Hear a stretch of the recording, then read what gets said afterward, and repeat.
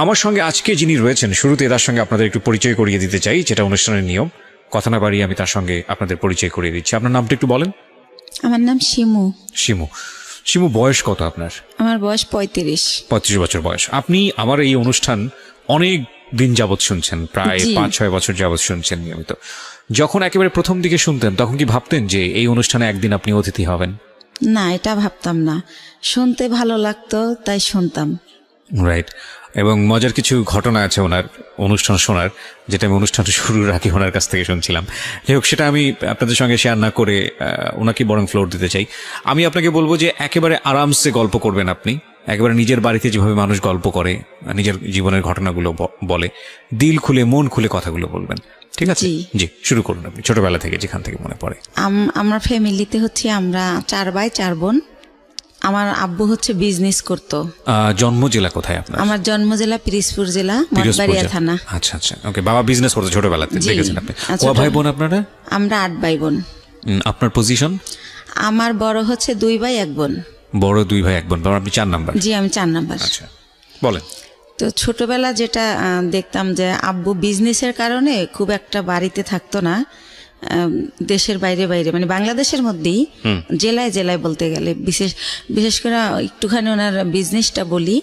ওই যে কাঠের বিজনেস ছিল, বড় বড় গাছ কেটে মানুষ দিয়ে কাটে আর কি, ওইগুলা টলার ভরে 4-5টা টলার 300 মণি 400 মণি ওইটা ঢাকায় নিয়ে আসা হতো। আচ্ছা। ঢাকায় আসা কাঠপট্টিতে ওটা দিত। আবার যাওয়ার সময় দেখা যেত মুন্সিগঞ্জ থেকে মিষ্টি কুমড়ার সময় মিষ্টি কুমড়া, গোল আলুর সময় গোল আলু, এগুলো আবার নিয়ে যেত আমাদের এলাকায় মঠবাড়িয়াতে। ওকে। এইটাই ওনার বিজনেস ছিল। তো খুব বেশি বাবাকে কাছে পেতাম না, তো যতটুকু পেতাম বাবা খুব ভালোবাসতো আমাকে। কিন্তু আমি জানি না কেন আমার মাঝে মাঝে মনে হতো যে আমি মনে হয় আমার আম্মুর মেয়ে না। আমার আম্মু আমি স্কুলে যাই সেটা চাইতো না। আমি সকালবেলা মাদ্রাসায় যেতাম পড়তে, আমার খুব ভালো লাগতো। আমার আম্মু সেটাও পছন্দ করতো না। কিন্তু আমার বড় যে ভাই বোন ছিল তারা ঠিকই স্কুলে যেত, পড়াশোনা করতো, তাদের জন্য বাসায় টিচার রেখে দেওয়া হতো। কিন্তু আমার বেলা সেটা হতো না। তো তারপরে আমি কিছু অফ করিনি, আমি সে মাদ্রাসায় যেতাম, আরবি পড়তাম, নামাজ পড়তাম। আমি 7 বছর বয়সের কথা বলতেছি, তখনই আমি নামাজ পড়ি। তারপরে পড়াশোনা করি। আমাদের বাড়িটা একটু বলি, আমার বাড়িটাকে সবাই বলে বড় বাড়ি, মানে খুব বংশীয় একটা পরিবার আমাদের। আমার এক দাদা ছিলেন কারিয়ানা পাস, সেজন্য সবাই বলতো কারি সাহেব ওনাকে, উনি চাচাতো দাদা। আর সে কারণেই আমাদের বাড়িতে একটা মসজিদ আছে।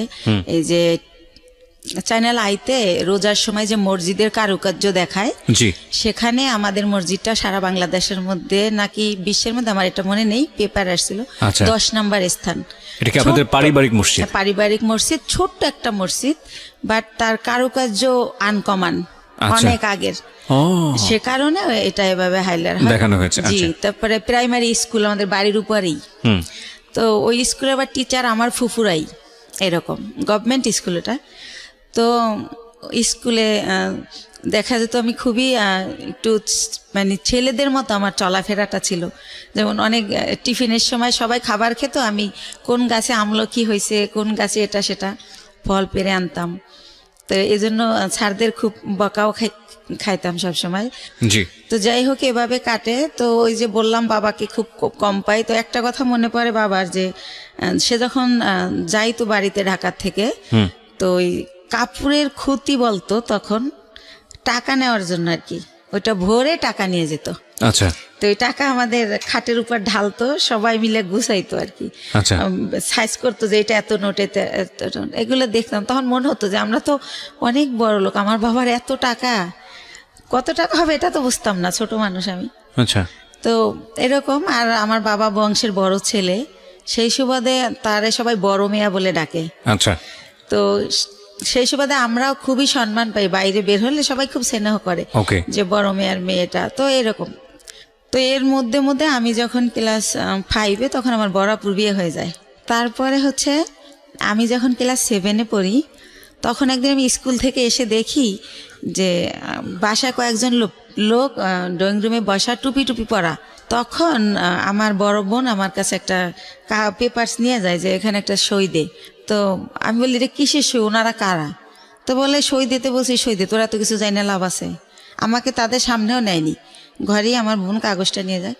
তখন আমি সই দিই। কিছুদিন পরে আমি শুনি যে আমার বিয়ে হয়ে গেছে। বিয়ে কি বা পুরো মানে ওই ছেলেটাও এখানে আসে নাই। তো কার সাথে বিয়ে হয়েছে কি আমি কিছুই জানতাম না। যেটা হয় এলাকায় এটা ছড়াই যায় যে আমার বিয়ে হয়েছে। স্কুলে গেলে সবাই বলে এই তোর নাকি বিয়ে হয়ে গেছে। তো বিয়ে কি এটাই তো আমি জানি না। তা আমি বলি যে কি বিয়ে হয়ে গেছে, কার সাথে বিয়ে হয়েছে, বিয়ে কেমনে হয়?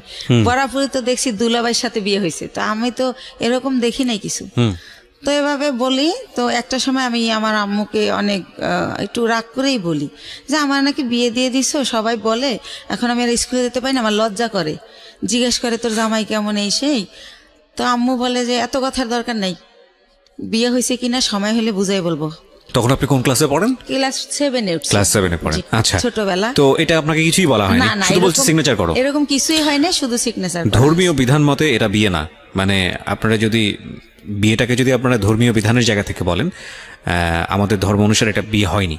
এটা আমি ক্ষুদ্র জ্ঞানে বলছি, কিন্তু এটার মধ্যে যদি কোনো সীমাবদ্ধতা থাকে সেটার জন্য আমি ক্ষমা চেয়ে নিচ্ছি। বিশেষ করে এটার ব্যাপারে ভালো বলতে পারবেন যারা ইসলামী স্কলার তারা।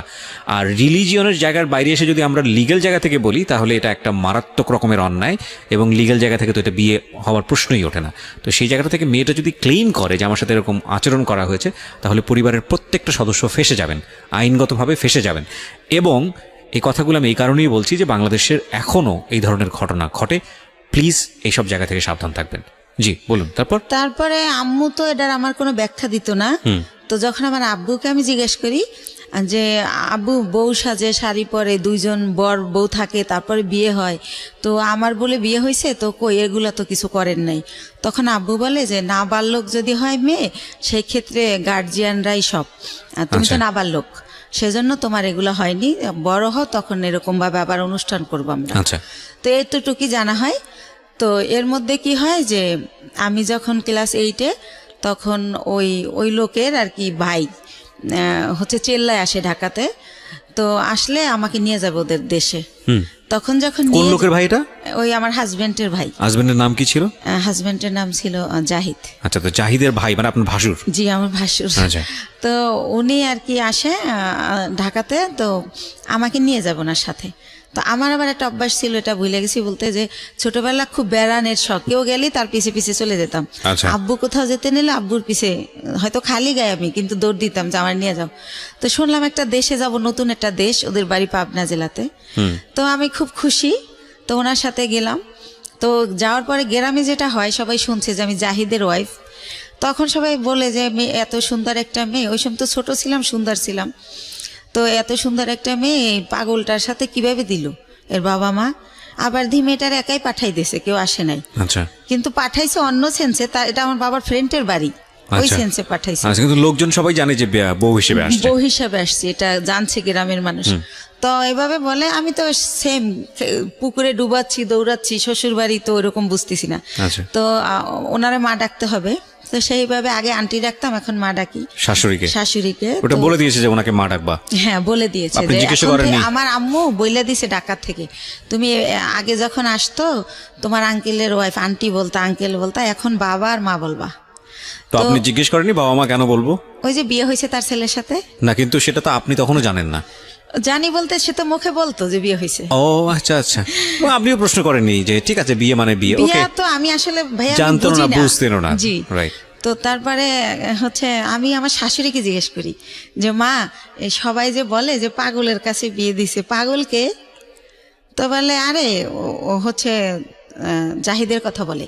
তো আমি বলছি ওনারা সবাই পাগল বলে কেন? তো বলে ও হচ্ছে ঠিক মতো গোসল করে না, পুকুরে ডুবায়, মাঝে মাঝে খেলতে অন্য অন্য জেলায় চলে যায়, ফুটবল খেলে, তো সেজন্য সবাই পাগল বলে, মানে খুব ভালোভাবে থাকে না, অপরিষ্কার একটু। তো এইভাবে আমাকে যেটা বুঝালো, তো এইভাবে বুঝলাম, কয়েকদিন বেড়ালাম, তারপর আবার আমার আব্বু যাই নিয়ে আসলো আমাকে। তখন জাহিদের সঙ্গে আপনার দেখা হয়? না, দেখা হয়নি, ওনাকে আমি দেখিনি। তো আমি জানি না উনি কই, বা আমার ওই তো কিউরিসিটিও নাই। তো আমি আবার ঢাকায় চলে আসলাম। আসার পরে আমার ওই যে মাথার মধ্যে ঢুকছে গ্রামে যে একটা পাগলের কাছে আমার বিয়ে দিছে, ওইটা আমার মাথার থেকে আর সরতেছে না। আমি পড়াশোনা করতে পারতেছি না, স্কুলে যাইতে পারতেছি না, হয়তো ক্লাসে আসি ম্যাডাম কি বলতেছে আমি শুনি না, এরকম হয়ে যাচ্ছি। মানে কিরকম জানি। তো তখন এরকম হওয়াতে আমার আম্মু আব্বুকে বললো যে ইয়ে হয়েছে, ওদেরকে একটা বাসা টাসা ভাড়া নিয়ে আলাদা করে দাও, তোমার মেয়ে শুধু প্রশ্ন করে, পড়ালেখা করতে চায় না। আমার নাকি আমার আম্মুর নাকি ক্লাস 5-এ বিয়ে হয়েছিল, আমার আব্বু বড় টড়ো করে তারে সংসার করছে। তো আমার আম্মু বলতেছে আমারও তো ক্লাস 5-এ বিয়ে হয়েছে, কই আমি তো তোর মতো করিনি, তুই তো আমার চেয়ে বড়, তুই তো 7-এ পড়িস। তো এরকম আমার ব্যাপারগুলো কেমন জানি লাগে, আমি কি করব বুঝতে পারি না, কার সাথে শেয়ার করব তাও বুঝতে পারি না। তো একটা সময় কি করে আমার আম্মু যে হাজবেন্ড বুঝানোর জন্য নাকি আমি জানি না, আমার একটা বাসা ভাড়া করে দেয়। এখন আমি ক্লাস 8-এ বাসা ভাড়া করে ফার্নিচার দিয়ে ওনার সাথে আমারে দেয়, উনি আনে। এই প্রথম ওনাকে আমি দেখি, একটা অনুষ্ঠানও করে ঘরোয়াভাবে নিজেদের আত্মীয় স্বজনের করে, ওই বাসাটা আমারে দেয়। মৌলবী পড়ে যে মৌলবী এনে যে কবুল বলতে হয় সেটা করিয়েছে আপনাকে? না। Very interesting. ওকে। তো তারপরে যেটা হলো, ওই দিন যেদিন অনুষ্ঠান করলো সেদিনও মিলাদের মতো করে করলো, হুজুর টুজুর ছিল ওনারা। তো যাই হোক, আর উনি পাগলটা ছিল কি পরে যেটা জানি গল্পে চলে আসবে, উনি সবসময় এরকম না, 24 আওয়ার্স এরকম তা না। তো উনি সকালে, আমি তো আম্মু বলছে সকালে রান্না করতে, তো রান্না করতে পারি না, তাও ডাল চাল মিলে একটু খিচুড়ির মতো করলাম। তো উনি খেয়ে অফিসে চলে গেল ওই গার্মেন্টসে। তারপরে এভাবেই করে, সে বাসায় আসে, খাওয়া দাওয়া করে, আমার সাথে তেমন কোনো কথা বলে না। এরকম পরের রাতে আবার দেখলাম কি, আমার একটা ছবির অ্যালবাম ছিল ফ্রেন্ডদের সাথে, কাজিনদের সাথে, ওইটা উনি টেনে টেনে ছেড়ে, তো ওই কাগজ ছেড়লে একটা আওয়াজ হয়, তো আমি ঘুমাই পড়ি কিন্তু ওই আওয়াজে জেগে যাই। তখন আমি বলি যে আপনি এগুলো ছেড়েন কেন, কি হয়েছে আপনার? এটা বলতেই সে আমাকে একটা চর মারে যে তুমি ছেলেদের সাথে ছবি তুলছো কেন, ছেলে মানে আমার কাজিনরা। আচ্ছা আচ্ছা। তখন আমি বলি তো কি হয়েছে, ও তো আমার খালাতো ভাই, আর আমরা তো একই বয়সের, একসাথে পড়াশোনা করছি, আমাদের বাসা থেকে পড়াশোনা করছে, তাই আপনি এমন করেন কেন, আপনি কি পাগল? আমি রাগ করে বলে ফেলি। তখন আমি ঠিক করি যে এর সাথে তো থাকা যাবে না, এভাবে কিভাবে থাকবো।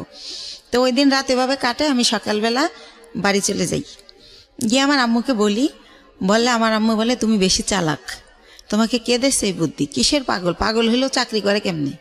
হ্যাঁ, তো আমার সাথে সেই টর্চার শুরু হয়ে যায়, এরকম করে কি করব। তো আমি বলি যাই হোক আমি আর ওই বাড়িতে যাবো না, তো এইভাবে থাকি। তারপরে আমি ঠিক করি যে আমার কিছু একটা করতে হবে, আমি এই বাসায় থাকবো না, ওই বাসায় থাকবো না। তো আমাদের একটা পারিবারিক ডক্টর থাকে, পিজির অধ্যাপক, উনি ওনার একটা ক্লিনিক দেয় মিরপুরে।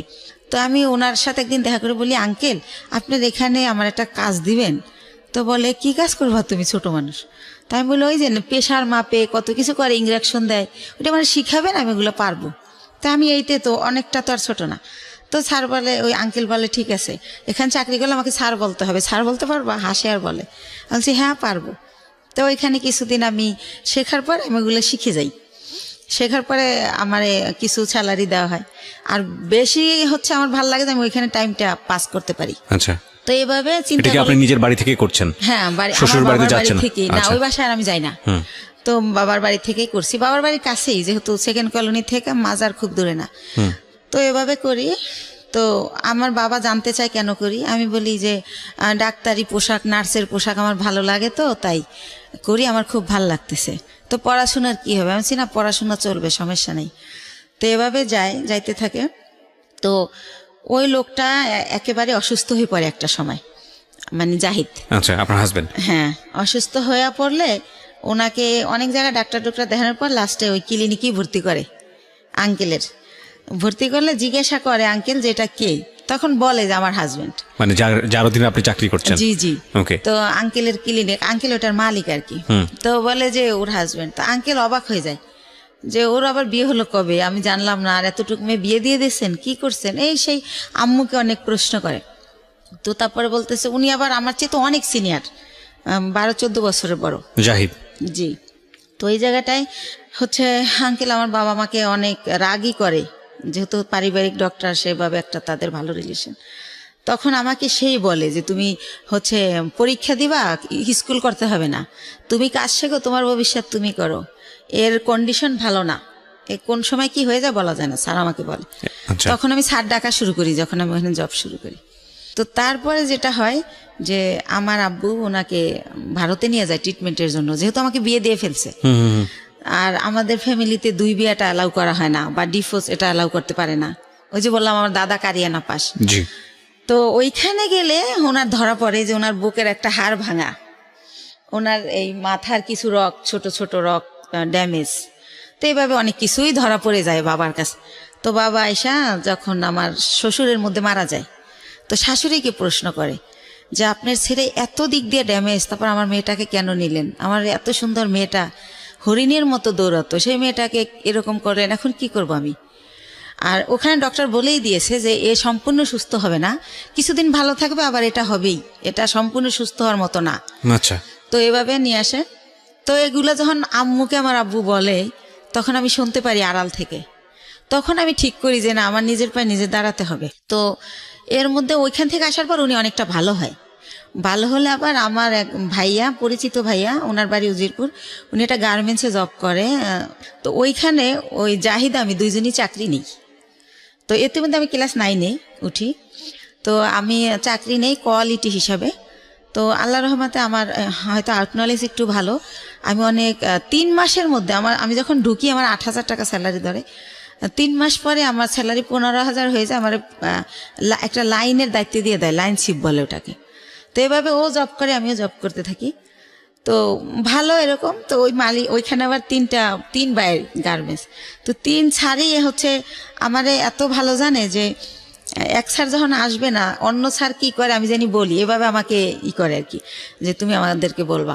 তো এভাবে স্যাররা আমারে এক্সট্রা কিছু টাকা দেয়, এমনিতে আমি চাই না, দেয়। আর আমি খুব কর্মঠ, খুব মন দিয়ে কাজ করি, এটা তাদের চোখে পড়ে। বা ডে বাই ডে আমি এত ইমপ্রুভ করি যে যারা 3 বছর চাকরি করে এত উন্নতি করে নাই। তো এভাবে স্যাররা খুবই ভালোবাসে আমাকে। তো এর মধ্যেই হচ্ছে আমার বেতন মোটামুটি 20,000-এর উপরে হয়ে যায়, এই এক্সট্রা টাকা টোকা নিয়ে, ওভার টাইম নিয়ে। এর মধ্যে ওই লোকটা আবার অসুস্থ হয়ে যায়, এমন অসুস্থ যে একদম হলুদ হয়ে যায়, একদম খারাপ অবস্থা হয়ে যায়। তো তখন আমার বাড়িতে নিয়ে যায়, ওই মিরপুরে নিয়ে আমার মা বোনেরা লতা পাতা জন্ডিস হিসাবে রস করে খাওয়ানো, ডাক্তার দেখানো, এগুলো করতে থাকে। এর মধ্যে ওই লোকের 3 মাস পর্যন্ত আমার কারণে মালিকে বেতন দেয় এমনি। আচ্ছা। যেহেতু আমারে ভালো জানে তারা মেয়ের মতো, সে কারণে বেতন দেয়। ওই লোককে মানে আপনার হাজবেন্ডকে? আমার হাজবেন্ড। একই গার্মেন্টসে কাজ করতো? জি, একই গার্মেন্টসে কাজ করি। ওকে। এই যে আরো কিছু ওনার কিছু সিমটম ছিল।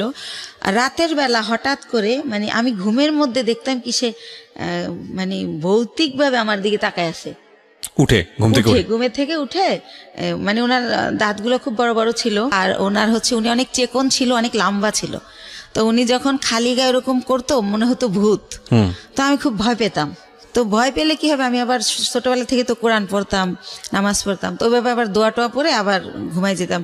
যেহেতু আমার অফিসটা ছিল সকাল 8টা থেকে রাতের 10টা পর্যন্ত, তো অনেক হার্ডওয়ার্ক করা হতো, রাতে খুব ক্লান্ত থাকতাম। তো আমি আর কেউ বলা বন্ধ করে দিলাম, কারণ ফার্স্ট দিকে যখন এর কথা বলতাম কেউই তো অ্যালাউ করতেছে না, আমাকে কেউ বুঝতেই আসে না। তো যাই হোক, এভাবে হয় আমার হচ্ছে। এভাবে চাকরি করতে করতে 2001 সালে আমি হচ্ছে 2000-এর শেষের দিকে আমি কনসেপ্ট করি, অফিসে মাথা ঘুরে পড়ে যাই।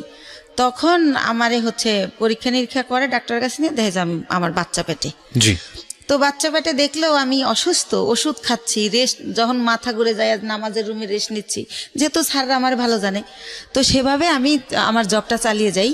তো যখন 6 মাস হয়ে যায় তখন আমি আর পারি না, নিজের সাথে আর যুদ্ধ করতে পারি না, তখন আমি জবটা ছেড়ে দেই। তো এর মধ্যে আমার মোটামুটি বেশ কিছু টাকা সঞ্চয় হয়ে যায়।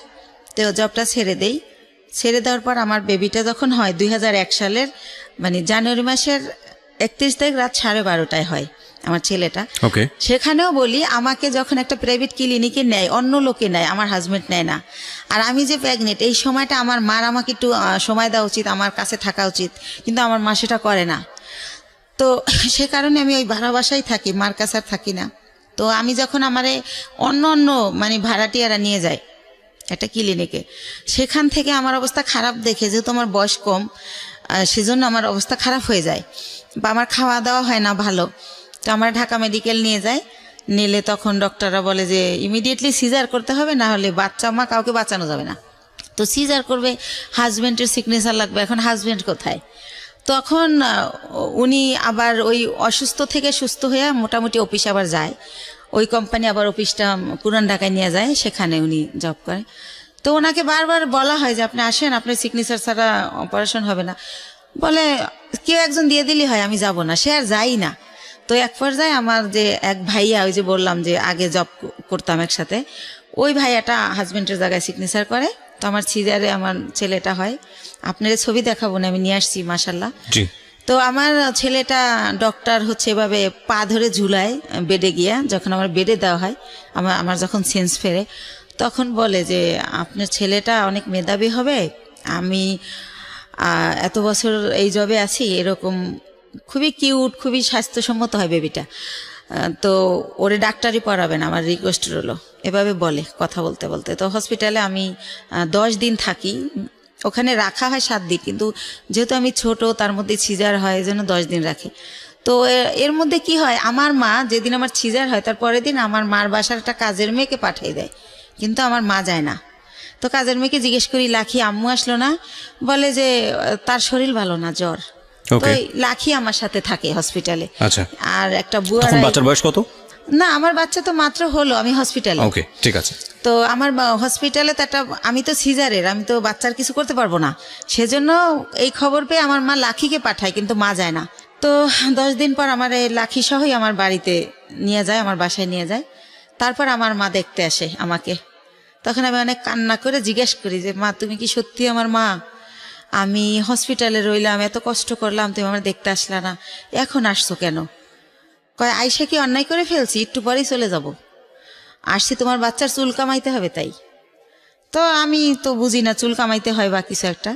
তো উনি আমার বাচ্চার চুল কামায়, ওই দিন থাকে, তারপরের দিন আবার চলে যায়। তো এর মধ্যে আমার ওই যে ভাইয়াটা যে সিগনেচার দিছিল, সেই ভাইয়াটা আমার বেবিটাকে দেখতে আসে। আসার পরে আমি ওনার সাথে শেয়ার করি যে ভাইয়া, আমি তো এখন জব করতে পারবো না, জব করলে আমার বাচ্চা কার কাছে রাখবো? তাহলে আমার তো কিছু টাকা আছে, আপনি কি আমার টাকাটা নিয়ে কোনো ব্যবসা করতে পারেন, এরকম যে আপনিও ব্যবসাটা করলেন, আমারে কিছু দিলেন যাতে আমি চলতে পারি বাচ্চা নিয়ে। তো উনি আমার সবই জানে, আমার কষ্টের কথা। তো বলে আচ্ছা দেখা যাক কি করা যায়। তো উনি আবার 1 সপ্তাহ পরে এসে বলে, শিমু একটা ব্যবসা খুঁজে বের করছি। কি? এক্সেসরিজ ব্যবসা, গার্মেন্টসের মাল কিনে আমরা গার্মেন্টসে দিব। তো আমি তো বুঝি না এক্সেসরিজটা। তো উনি আমার বুঝাই বলে যে পলিথিন, কার্টন, লেবেল, হ্যান্ডটেক, এইসব। তো কত টাকা লাগবে ভাইয়া? তো বলে তোর কাছে কত টাকা আছে সেটা বল। তাই আমি বলি আমার কাছে মনে হয় 60-70 হাজার টাকা আছে, এটা হবে? তো বলে যে হ্যাঁ, এটা দিয়েই শুরু করি, প্রথম দেখি কি হয়। তো আল্লাহ রহমতে উনি শুরু করলে প্রায় আমার খরচও চালায়। এরপরে উনি 6 মাস পরে বলে যে প্রায় আমাদের পুঁজি হয়ে গেছে 3 লাখ টাকার মতো 6 মাসের মধ্যে। তো অনেক ভালো লাভ। তো তখন বলে যে আরও টাকা ইনভেস্ট করলে ভালো হতো। তো আমার বাবার দেওয়া কিছু গয়না থাকে আমার, সেই গয়নাগুলো আমি বিক্রি করে আরও টাকা ওইখানে ঢুকাই। তো এরকম করতে করতে আমার বাচ্চাটা, মানে আমার ছেলেটার বয়স হয়ে যায় 2 বছর। 2 বছর, ওকে। 2 বছর হয়ে যায়। তো আল্লাহর রহমতে ভালোই আছি, ভালোই চলতেছি, ব্যবসা খুব ভালো হচ্ছে। তো এভাবে তো আমি বলি যে ভাইয়া এখন একটা অফিস নেন, তাহলে আরও ভালো হবে। তো ভাইয়া কি করে, একটা আরামবাগে ছোট একটা অফিস ভাড়া নেয়, কার্ড ছাপায়, ভিজিটিং কার্ড, কোম্পানির একটা নাম দেয়, স্বদেশ ইন্টারন্যাশনাল। তো এইভাবে একটা নাম দিই আমরা। তো তারপরে যেটা হয় যে ব্যবসা কি হয়, যে টাকা যায় তার চেয়ে আমরা 3 ডবল মাল বাকি আনা যায়। ধরেন 1 লাখ দিয়ে 3 লাখ টাকার মাল বাকি আনা যায়। এভাবে আমরা আবার কোম্পানির মাল দেই। এভাবে করতে করতে আল্লাহর রহমতে আমাদের পুঁজি প্রায় সে 30-40 লক্ষ টাকা হয়ে যায়। যেহেতু আমরা কম পুঁজি খাটাই ভালো ব্যবসা করতেছি, যেহেতু আমাদের লেনদেন ভালো। এর মধ্যে আমাদের 3টা কর্মচারী নিয়ে নেয় ভাইয়া, একটার নাম স্বপন, একটা বাপ্পি, আর একটা রেজা।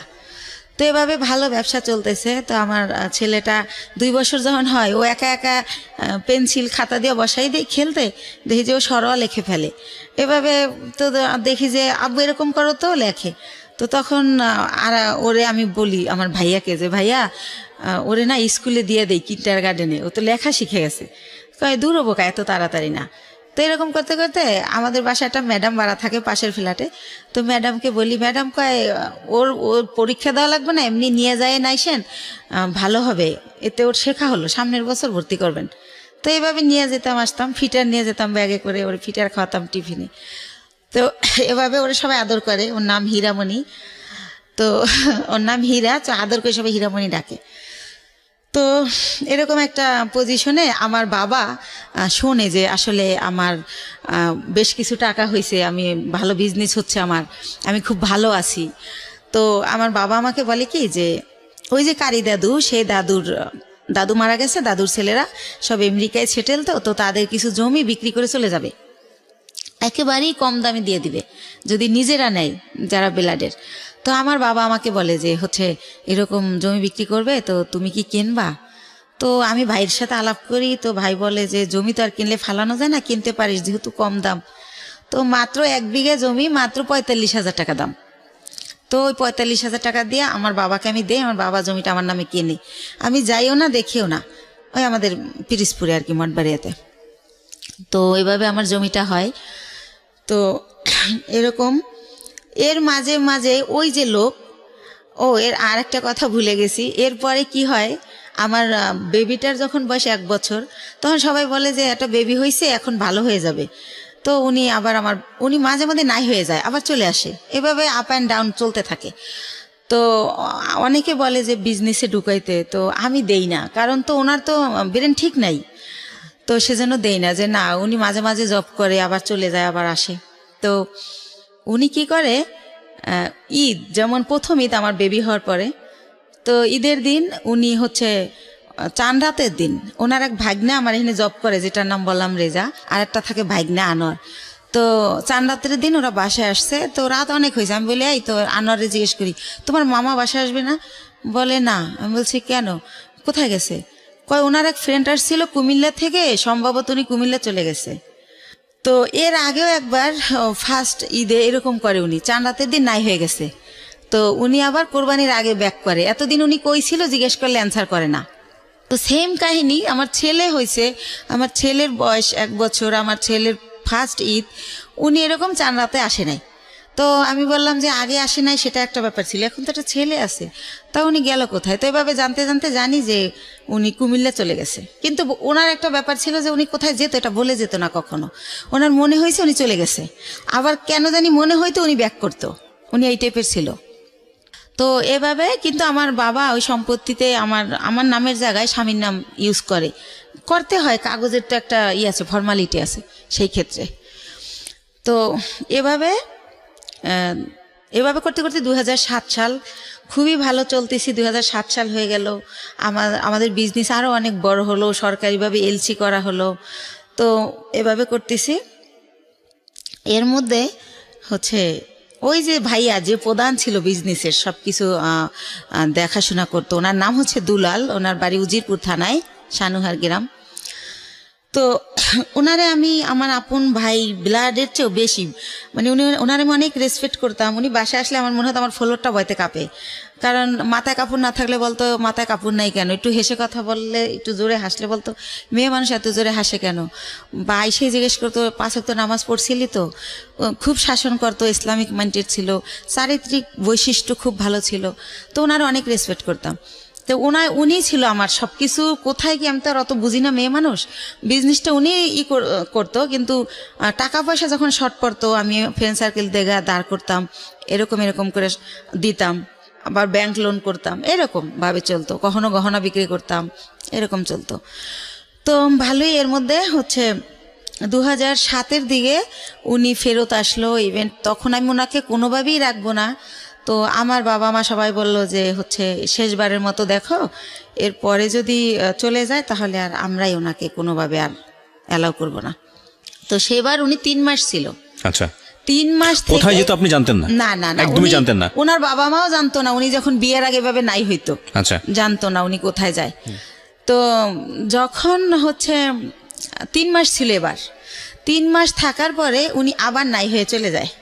তো তারপরে হচ্ছে কি, উনি যখন চলে যায় এই 3 মাস থেকে, এই লাস্ট, ওনার পাটার আসবে না, এরপর আমি অন্য ইয়েতে যাব। তো উনি যখন চলে যায় তখন আমার আবার বেবি পেটে চলে আসে, সেকেন্ড বেবি। কিন্তু একটা কথা ভাইয়া বলে রাখি, মানে হাজবেন্ড ওয়াইফ এক জায়গায় যাওয়া, হাজবেন্ড ওয়াইফ কথা বলা, একসাথে খাওয়া, ওনার সাথে আমার এটা কোনোদিনও ছিল না। কিন্তু কি হতো, উনি আসলে ঘুমাতো আলাদা রুমে, কিন্তু হয়তো বা সকাল আজানের পরে বা আজানের আগে কোনো একটা টাইমে আমি ফিল করতাম যে উনি আমার বেডে আসছে। মানে হঠাৎ করে আচমকা শারীরিক সম্পর্ক? হ্যাঁ, হঠাৎ করে আসতো, উনি আমার সাথে ঘুমাতো না, আসতো, আমি টের পাইতাম। অনেক সময় আমি এমনও হয়েছে যে ওনাকে আমি মেরেছি। হঠাৎ করে তুমি কেন আসলে? আমি ঘুমাইছি, বাচ্চাকে ঘুম পাড়িয়ে, বা আমার শরীর খারাপ, হঠাৎ করে ঘুমের মধ্যে, তো আমার খারাপ লাগতো, আমি ধাক্কা টাক্কা দিতাম এভাবে। তো এভাবে উনি ওনার সাথে আমার রিলেশনটা শারীরিক যেটা বলেন এতটুকুই ছিল, এর বাইরে কিছু ছিল না। ভালো মন্দ কোনো কথা বলা ছিল না, কোনো দিনও ছিল না এটা। জি, সেকেন্ড বেবি আসলো। হ্যাঁ, সেকেন্ড বেবি আসলো। তো এখন আমি তো সেকেন্ড বেবি নেব না, কারণ আমি ফার্স্ট বেবির কারণেই আমি আমার জবটা ছেড়ে দিয়েছি, বিজনেসটাও মানুষ করতেছে। সেই ফার্স্ট বেবিরে আমি স্কুলে নিয়ে যাচ্ছি, আনতেছি, ওরে গান আবৃত্তি অভিনয় শিখাচ্ছি, বিভিন্ন সাবজেক্টে দিচ্ছি যে ও ভালো কিছু করবে। ও ছোটোবেলা দিয়ে একা একা আসিফের গান করে 3 বছর বয়সে, তখন আর আমি 4 বছর বয়সে গানের স্কুলে দিয়ে দিই, গ্যান্ডারিয়া কিশালয় কচিকাচার মেলা, খুব ভালো একটা স্কুল, ওটা সাংস্কৃতিক। তো যাই হোক, ওরে নিয়ে আমি খুব বিজি, আমি তো বেবি নেব না। তো এখন বেবি মানে নষ্ট করার জন্য অনেক জায়গায় যাই, কেউ নষ্ট করতে পারে না, নষ্ট করে না, যে আপনার সিজারের বেবি এমআর করলে আপনার ইনফেকশন হতে পারে, বিভিন্ন রকম ভয় দেখায়। তো তারপরে আমি হোমিও কিছু ওষুধ খাই, কেউ বলে কাঁচা আনারস খেলে নষ্ট হবে। তো যাই হোক, কোনোভাবে আমার বেবিটা নষ্ট হয় না, থেকেই যায়। থেকে যাওয়ার পরে ঠিক আছে, সেকেন্ড বেবি পেটে। তো এভাবে সেকেন্ড বেবিটা হয় 8 দিনে।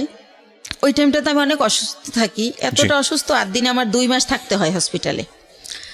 তো ওই টাইমটাতে 2 মাস আমি যখন থাকি, ওই যে আমার ভাইয়া, সে আমার ব্যবসার টাকা দিয়ে তার ভাইকে বিয়ে করায়, তার বোনকে বিয়ে দেয়। এরকম করতে করতে আমি, আমার কর্মচারী যারা, তারা আমাকে জানায় যে ম্যাডাম, আপনার কিন্তু ঘরের ইন্দুরে বান কাটতেছে, আপনি কিন্তু শেষ হয়ে যাচ্ছে সব, টেরও পান না আপনি। তো আমি বুঝি না, ইনডাইরেক্টলি বলা এত কথা আমি বুঝি না। এই ভাইটা কে ছিল আপনার? ওই যে আমার যে বিজনেস করতো, টাকাগুলো আমি দিতাম, বাট সে বিজনেসটা আপন ভাই তো না? না না। তাহলে উনি আমাকে বোন ডাকছিল, আর আমার বড় ভাইয়ের নামে ওনার নাম। ওকে, সেই সুবাদে ওনার আমি ভাই বলি। ঠিক আছে।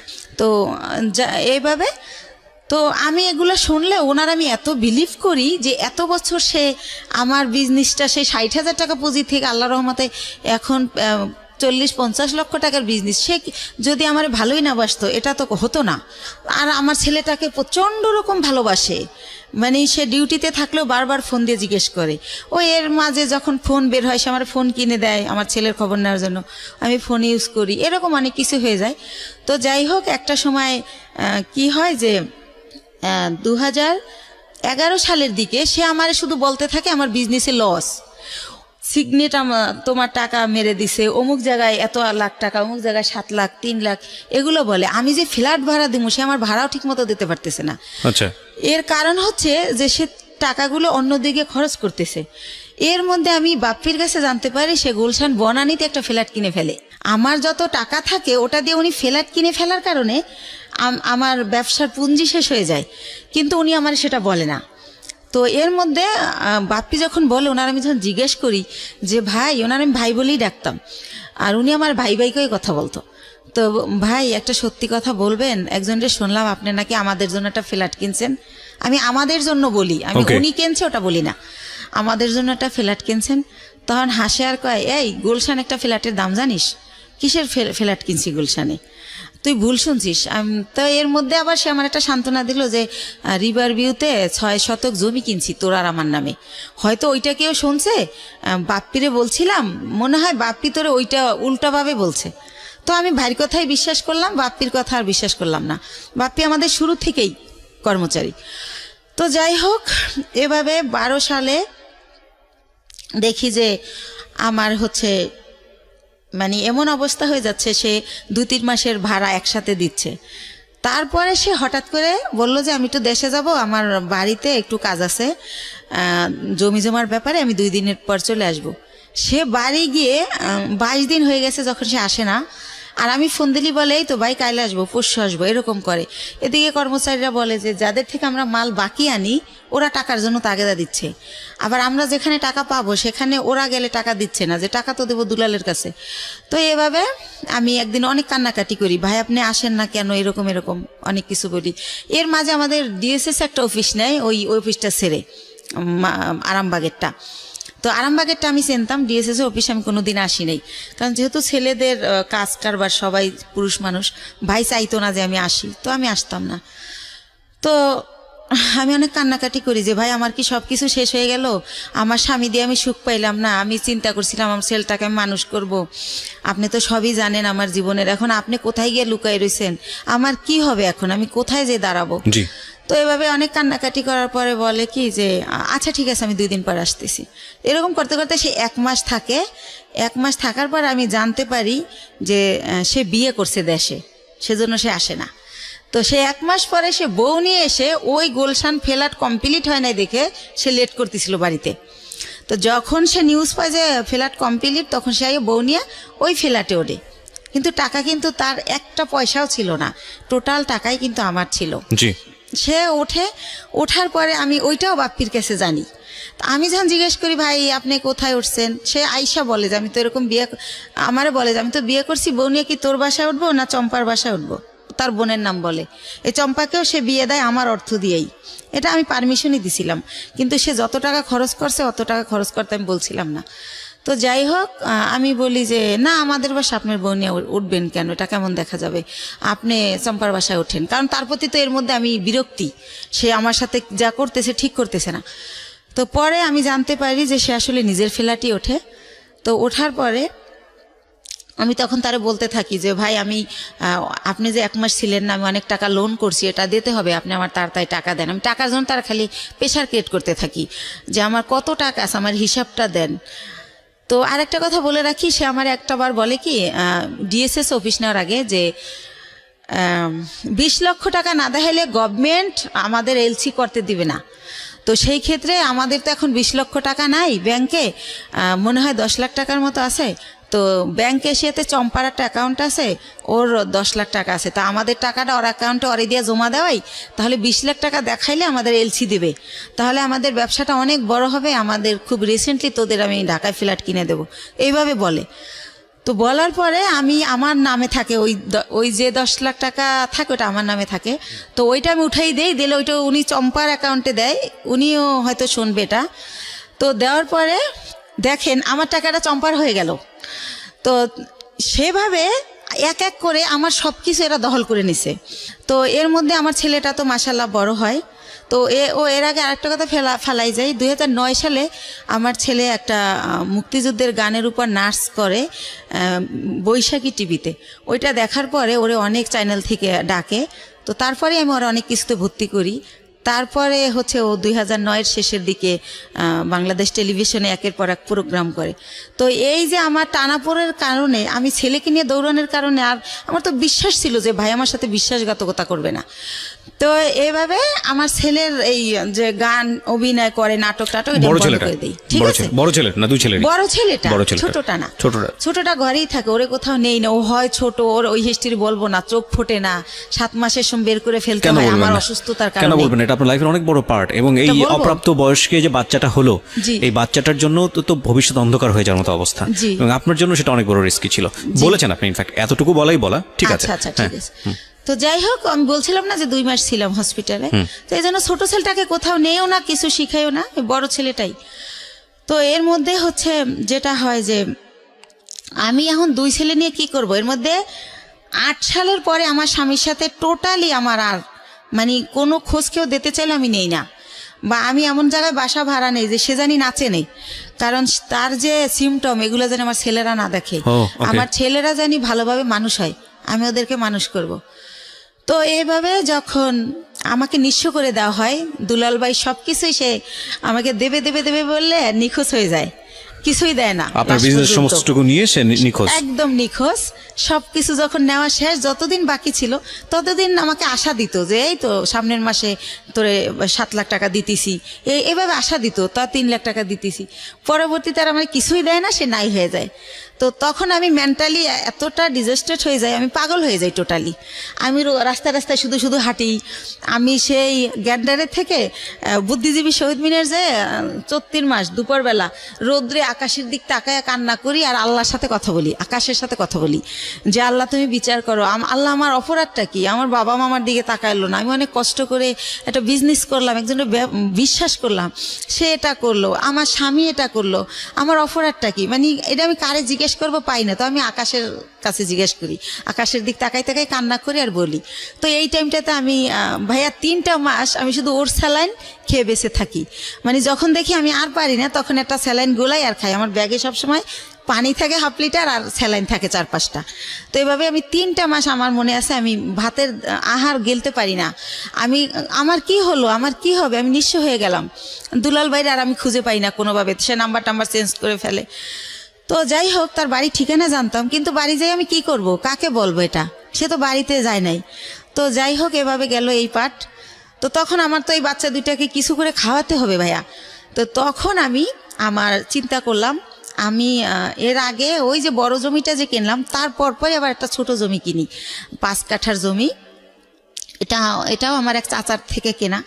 তো আমি চিন্তা করলাম যে এই 5 কাঠা জমি বিক্রি করে আমি কিছু একটা করি। তো তখন ওই 5 কাঠা জমি আমি বিক্রি করব। এখন আমি যাকেই ঠিক করি, যেই আমাকে জমিটা কিনবে, যে জমিটা অ্যাডভান্স করতে যায়, তাকে আমার বোন থেরেট দেয়, বড় বোন, যে ওই জমি কিনলে তোর পা ভাঙা হাতও ভেঙে ফেলবো। লাস্ট পর্যন্ত আমার সৎ কাকা কিনবে, কালকে আমাকে 1 লাখ টাকা দিবে। আজ রাত 12টার সময় আমার কাকার নামে একটা মিথ্যা মামলা দিয়ে তাকে অ্যারেস্ট করানো হয়। তো এটা কেন করানো হয় আমি কোনোভাবে জানতে পারি না। তো একজনের কাছে জিজ্ঞেস করি, আমার বাবা মার কাছে জিজ্ঞেস করলে তারাও বলে না, তারা বলে আমরা জানি না। তো তখন শুনতে পারি যে জমি আমার বোন কিনবে, বাইরে বেচতে দেবে না সেজন্য। তো তখন আমি বাধ্য হয়ে আমার মাকে বলাই যে তাহলে বরাপারে বলো আমার জমিটা কিনতে। তো এর মধ্যে আমি শর্টকাট খুলে একটুখানি বলি, আমার বড় দুলাভাই বাংলাদেশের 20 জন ধনীর একজন, উনি বিশাল বড় লোক। তারপরে আমার ইমিডিয়েট যে ছোট, সে সৌদি আরবে বিজনেস করছে 25 বছরের মতো, সেও অনেক ভালো অবস্থায়। তো এরাও কিন্তু বড় লোক। তো আমার সেজো ভাইটাও মালয়েশিয়াতে ইঞ্জিনিয়ারিং পোস্টে গেছে, উনি সেও অনেক টাকার মালিক, আল্লাহর রহমতে অনেক ভালো পজিশন তার। অথচ এই যে আমি যখন তাদেরকে জানালাম যে এরকম দুলাল আমার সব মেরে পলাই গেছে, এখন আমার মৃত্যু ছাড়া উপায় নাই, আমার ঘরে ভাত নাই, আমার ঘর ভাড়া দেওয়ার মতো টাকা নাই, মানে এগুলো যখন প্রকাশ করলাম, তারা আমাকে খুব অপমানজনক কথাবার্তা বলল সবাই। মানে কোনোভাবে কেউ 5 টাকা দিয়েও আমাকে হেল্প করলো না। তো তারপর আমি ডিসিশন নিলাম জমি বিক্রি করার। এখন আমার বোন জমি কিনবে, কিন্তু সে কিন্তু আমাকে 5,000 টাকা দিয়ে হেল্প করলো না। তো যাই হোক, আমি বাধ্য হয়ে রাজি হলাম তাকে জমিটা দেওয়ার জন্য, মাকে দিয়ে বলালাম। তারপরে আমি গ্রামে গেলাম, তারপরে সে একজনকে দিয়ে জিজ্ঞেস করাইলো আমি জমির দাম কত চাই। তা আমার মা আমার শিখিয়ে দিল, তুমি বললো যে আপা তোমার যা ইচ্ছা তাই দিও, তাহলে তুমি বেশি পাবা, দাম টাম চাইও না। তো আমার মার কথাই আমি আমার বোনকে বলি, ওই যাকে দিয়ে বলায় তাকে বলি। তো পরের দিন আমাকে রেজিস্ট্রি করতে নিয়ে যায়, আমাকে কিন্তু 1 টাকাও দেয় নাই, বা কতটুকু জমি বা কত দাম কিছুই বলে নাই। তো ম্যাজিস্ট্রেট যখন জিজ্ঞেস করে আমি বলি যে হ্যাঁ টাকা বুঝে পাইছি। তো উনি আসার পর আমাকে মাত্র 1 লক্ষ টাকা দেয়, দিয়ে বলে যে তোর জমির দাম হচ্ছে 2,35,000, তো আর 1,35,000 টাকা আমি 15 দিন পরে দেব। তো আমি 1 লাখ টাকা নিয়ে ঢাকায় চলে আসি। কিন্তু ওই যে দুলাল আমার টাকা দেয় না, আমি বাসা ভাড়া ছিলাম, ওই বাসা ভাড়া বেজে যায়, তারপরে ঋণ করে খাই ফ্রেন্ডদের কাছ থেকে, ছেলের খরচ করি স্কুলের। তো এভাবে ওই টাকা ঋণ দিতেই চলে যায় 1 লাখ। তো তখন আমি ব্যবসা আবার কিভাবে করব? তখন আমি আবার আমার বোনকে বলি, বলতে বলতে আমার মা বলে যে তুমি বাড়িতে আসো। আবার যাই, তখন আমার বোন আবার আমাকে 1 লাখ টাকা দেয়, দিয়ে বলে যে এই 35,000 টাকা বাকি আছে, এইটা তুই চাবি না, ফোন করে কখনো বলবি না, আমার যখন হবে আমি তোরে ফোন করেই বলবো, তখন তোরে দিয়ে দেব। আচ্ছা ঠিক আছে। তো ভাইয়া, আল্লাহ যার উপরে নারাজ হয় তার হয়তো সব দিক দিয়েই হয়। তো তখন উনি 1 লাখ টাকা দেয়, ওই টাকাটাই না আমি ইন্ডিয়ার ব্যবসা শুরু করি। তো ব্যবসা শুরু করি ইন্ডিয়ার কসমেটিকের ব্যবসা, কয়েকজন আপার সাথে পরিচয় হয়, তাদের সাথে যাতায়াত করি, এভাবে চলতেছি। হঠাৎ করে আমার ব্যাক পেন শুরু হয়, আমি উঠতে পারি না, বসতে পারি না, খুব যন্ত্রণা। তো বাংলাদেশে যখন ডাক্তার দেখাতে দেখাতে পরীক্ষা নিরীক্ষার পর যেটা বলে যে আমার একটা কিডনি ড্যামেজ হয়ে গেছে। ওহো। তো একটা কিডনি ড্যামেজ কত হয়ে সালের গেছে। ঘটনা এটা? কত সালের ঘটনা? এটা হচ্ছে 13 সালের ঘটনা। 13 সালের ঘটনা। তো ড্যামেজ, তখন তো আপনার জাহিদের সঙ্গে যোগাযোগ সম্পূর্ণ off। কোথায় আছে, কি করছে, কিছু জানি না। না, তো তখন আমার ড্যামেজ হয়ে গেল। তো আমার আত্মীয় স্বজনকে আমি ব্যাপারটা জানাই, মানুষ দিয়ে জানাই। কিন্তু ভাইয়া কষ্টের কথা হলো, আমার এক সৎ ফুফুর ক্যান্সার হয়েছিল, তাকে কেমো দেওয়ার জন্য আমার বোন প্রতি মাসে তার কেমোর খরচটা দিত। কিন্তু বাইরের মানুষের দেয়, যে ওর মেয়ে বিয়ে হয় না, বিয়ে দিয়ে দেয়, যার যা লাগে দেয়। কিন্তু সে আমাকে কোনোভাবে হেল্প করলো না। হেল্প না করলে আমার যে পুঁজিটা ছিল ওইটা দিয়া, আরেকটু বলি, তো বাংলাদেশে বলে ড্যামেজ হয়ে গেছে। তো আমার অনেকে বলে যে ইন্ডিয়ার ডাক্তার ভালো, ইন্ডিয়াতে দেখাও। তো ইন্ডিয়া দেবী শেঠি নামের একটা হসপিটাল মুকুন্দপুরে, সেখানে আমি দেখাই। ডক্টর বুজুরিয়া, উনি কিডনি বিশেষজ্ঞ ছিলেন। তো উনি পরীক্ষা নিরীক্ষার পর বলে যে আপনার কিডনি ড্যামেজ হয় না, এটা মিথ্যা রিপোর্ট, আপনার কিডনি ছোট হয়ে গেছে, একটা কিডনি একটু ছোট হয়ে গেছে, আপনি বেশ কিছুদিন অনাহারে ছিলেন, খাবার দাবার খাইতেন না, সেই জায়গার থেকে এটা হয়েছে। তো আপনি ঠিকমতো খাবেন, পানি খাবেন, আর প্রস্রাবে ধরলে লেট করবেন না। আর ওষুধ দেয় 3 মাসের। তো 3 মাস ওষুধ খাওয়ার পরে আল্লাহর রহমতে মাত্র 2টা আইটেম ওষুধ দেয়, কিন্তু আমি 3 মাস পর আল্লাহর রহমতে ভালো হয়ে যাই। তো ভালো হয়ে যাই, এরপরে ওই যে 1 লাখ টাকা বাকি থাকে আমার বোনের কাছে, সেই 1 লাখ টাকাও তো আইনে এই যে চিকিৎসার কারণে প্রায় শেষ। তো তখন আমি 35,000 টাকা পাই, ওইটা চাই। ওইটা চাইলে সে একেবারে না করে দেয়, সে বলে আমি টাকাই পাবো না। তখন আপনার কাছে দুটো সন্তান। হ্যাঁ, এবং আমার কাঁধে 2টা সন্তান। ইভেন্ট আমার মা চাইলেই আমারে চালাতে পারে, আমার মাকে আমার ভাইয়ারা টাকা দেয়, এবং সেও না করে দিয়েছে, সেও কোনোভাবে আমাকে হেল্প করে না। তারপরে সে সেই তো নিষেধ করছিল যে 35,000 টাকা চাবি না, আমি ইচ্ছা মতো দেব। অথচ আমি যখন 6 মাস পরে আমার চলতেছে না তখন চাই, তখন সে অস্বীকার করে। আর একটা কথা ভাইয়া, সে হচ্ছে বাইরে আমার এই জমিটা যারা কিনতে চাইছে তারা 5 লাখ টাকা দিতে চাইছে, 5 কাঠা 5 লাখ, কিন্তু আমার দিবে 2,35,000। তারপরও আবার এই 35,000 টাকা সে না স্বীকার জান। আমি বলি, আপা তুমি তো মিথ্যা বলো না, মনে হয় ভুলে গেছো, মনে নাই, একটু মনে করে দেখো। সে আমারে অখাদ্য ভাষায় গালাগালি করে, ওই টাকাটা আর দিলই না।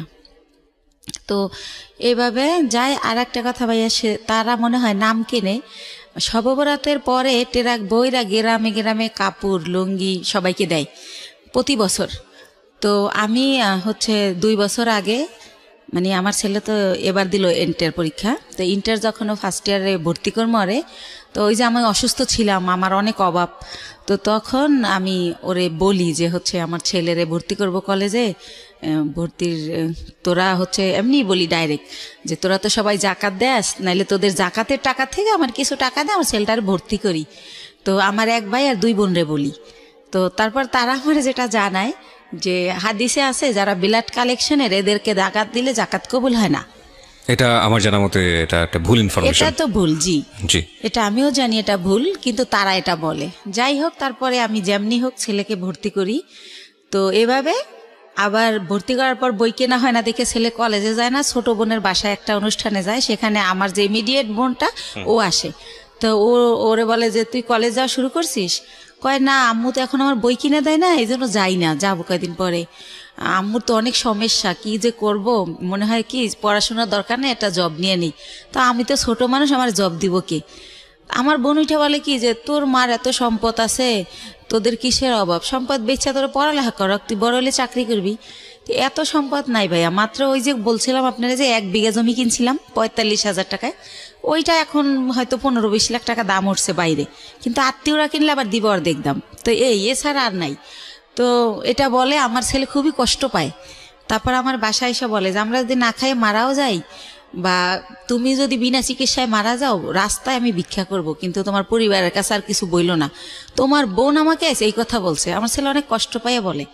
তখন আমি বলি থাক, এগুলো মনে থাকবে, তুমি যদি কখনো বড় হও মনে রাখবা যে কে কি করছিল। তো এইভাবে গেল। তো আমার এই হচ্ছে আমার বোনদের অবস্থা। ইভেন্ট তারা কোরবানি দেয়, আমার বড় বোন। এটা সবার জানা উচিত যে আসলে এরকম হয় না কি বোন বা ভাই বা পরিবার। আমার বড় বোন যেহেতু আমার বাবার দেশে অনেক জমি তার কেনা, সে কারণে সে কিছুদিন থাকে বরিশাল, কিছুদিন থাকে ঢাকা, ঢাকায়ও তার বাড়ি। তো সে ঢাকায় একটা গরু কোরবানি দেয়, একটা দেয় হচ্ছে আমার বাবার বাড়িতে, একটা দেয় আমার গ্রামের এক কিনারে হচ্ছে একটা হাই স্কুলে বিলিয়ে দেয়। অথচ আমি আপন বোন, আমারই কিন্তু 2 কেজি গোশ দেয় না যে আমার বাচ্চারা কি খাবে। বা এই যে গ্রামে বইরা ট্রাক বইরা কাপড় দেয়, কোনো সময় বলে না 2000 টাকা দিলাম তোর 2 ছেলেরে 2টা শার্ট কিনে দিস, কখন এটা তারা করে না, এই হেল্পটু তারা করে না। আমার অনেক কষ্ট, তো এই জন্য তাদের কাছ থেকে আমি একেবারেই দূরে আছি, কথাবার্তা বলি না। আর একটা কথা বলি, 3 বছর আগে একবার ঈদে দেশে গেছি, তো লঞ্চ স্টিমারে আমরা আসি, তো ঈদের সময় খুব ভিড় থাকে, আর ওই সময় কেবিনে অনেক বেশি ভাড়া নেয়, তো একটু কমলে ভিড় আসবো। তা আমি শুনি আমার মা কাজের মেয়েকে বলে, আমার বাড়িতে সবাই কাজের মেয়েরা কাজ করে, আমার মা বোঝে নাই যে আমি পিছনে, কাজের মেয়েকে বলে একটু কষ্ট করে কর, কি করবি। আমি ভাবছি আসছে 2 দিনের জন্য, 15 দিন হয়ে গেছে এখনো যায় না, আল্লাহই জানে কবে যাবে। মানে আপনার মা এটা বলছে? আমার মা বলে আমি 2 ছেলেকে নিয়ে বেড়াতে গেছি সেজন্য, তো আমি যে ভিড়ের জন্য ছেলেকে নিয়ে রিক্স যদি লঞ্চ ডুবে যায় সেজন্য আসতেছি না। কিন্তু আমার মা কাজের মেয়েকে এই কথা বলে, আমি নিজের কানে শুনি। তো এইটা শোনার পরেই আমি বলি যে রওনা করি, যে আমি বাবা চলো আমরা এখন চলে যাব। তো আমার আব্বু বলে যে এখন তো লঞ্চের টাইমও না, স্টিমার টাইম নেই, কিসে যাবা? তো আমি বলি আমি বাসে যাবো। কয় বাসের টিকিট আগে কাটতে হয়। আমি কই হাইটা যাবো ঢাকা। তো যাই হোক আমার আব্বা আটকায় যে কাল সকালে যাও, তো পরের দিন আর কি ঢাকা চলে আসি। তো যাই হোক এইভাবে গেল। এখন যেটা আসি সেটা হচ্ছে আমি তো তারপরে কি করব, আমার ওইভাবে আমি কিছু এনজিও থেকে ওই যে লোন দেয় আর কি, ওই এনজিও থেকে আশা বেরাক, ওইখান থেকে এর মধ্যে আপনার হাজবেন্ডের সাথে কোনো যোগাযোগ নাই? একদম পুরো কোনো যোগাযোগ নেই। ওকে। বা সে যে তার যে বাচ্চা আছে তার খবরও সে নেয় না, কোনোভাবেই না। তো আমি লোন তুলে তো ব্যবসা শুরু করি, কসমেটিক্সের ব্যবসা ইন্ডিয়া থেকে আইনা দোকানে দোকানে দেই, কিছু লাভ থাকে, ভালোই থাকে, চলতে পারি বাচ্চাদের নিয়ে। তো এভাবে এই ব্যবসা করতে থাকি। তো একা একা মাসে একবার ছেলেকে নিয়ে যাই, একবার আমি একা যাই, যেহেতু ছেলে পড়াশোনা করে, ছেলের তো সবসময় নেওয়া যায় না। তো এভাবে চলতেছি ভাইয়া, লোন টোন তুলে ব্যবসা করতেছি। তো এর মাঝে আবার কি হয়, আমার অনেক আগে আমার পায়ে একটা প্রবলেম হয়েছিল, কেউ একজন আমাকে মেরে এই গিটটা লড়াই দিছিল পায়ের। তো তখন ভালো হয়ে গেছিলাম। তো সেটা হচ্ছে কে একজনকে আমি নামই বলি, ওই যে আমার ভাই, যখন আমি তার একটু গালাগালি করছিলাম যে আপনি আমার টাকা দিয়ে ফ্ল্যাট কিনছেন আর আমার এখন ভিক্ষা করতে হবে, আমার কিচ্ছু নাই, আমি বাচ্চাদের নিয়ে কোথায় দাঁড়াবো।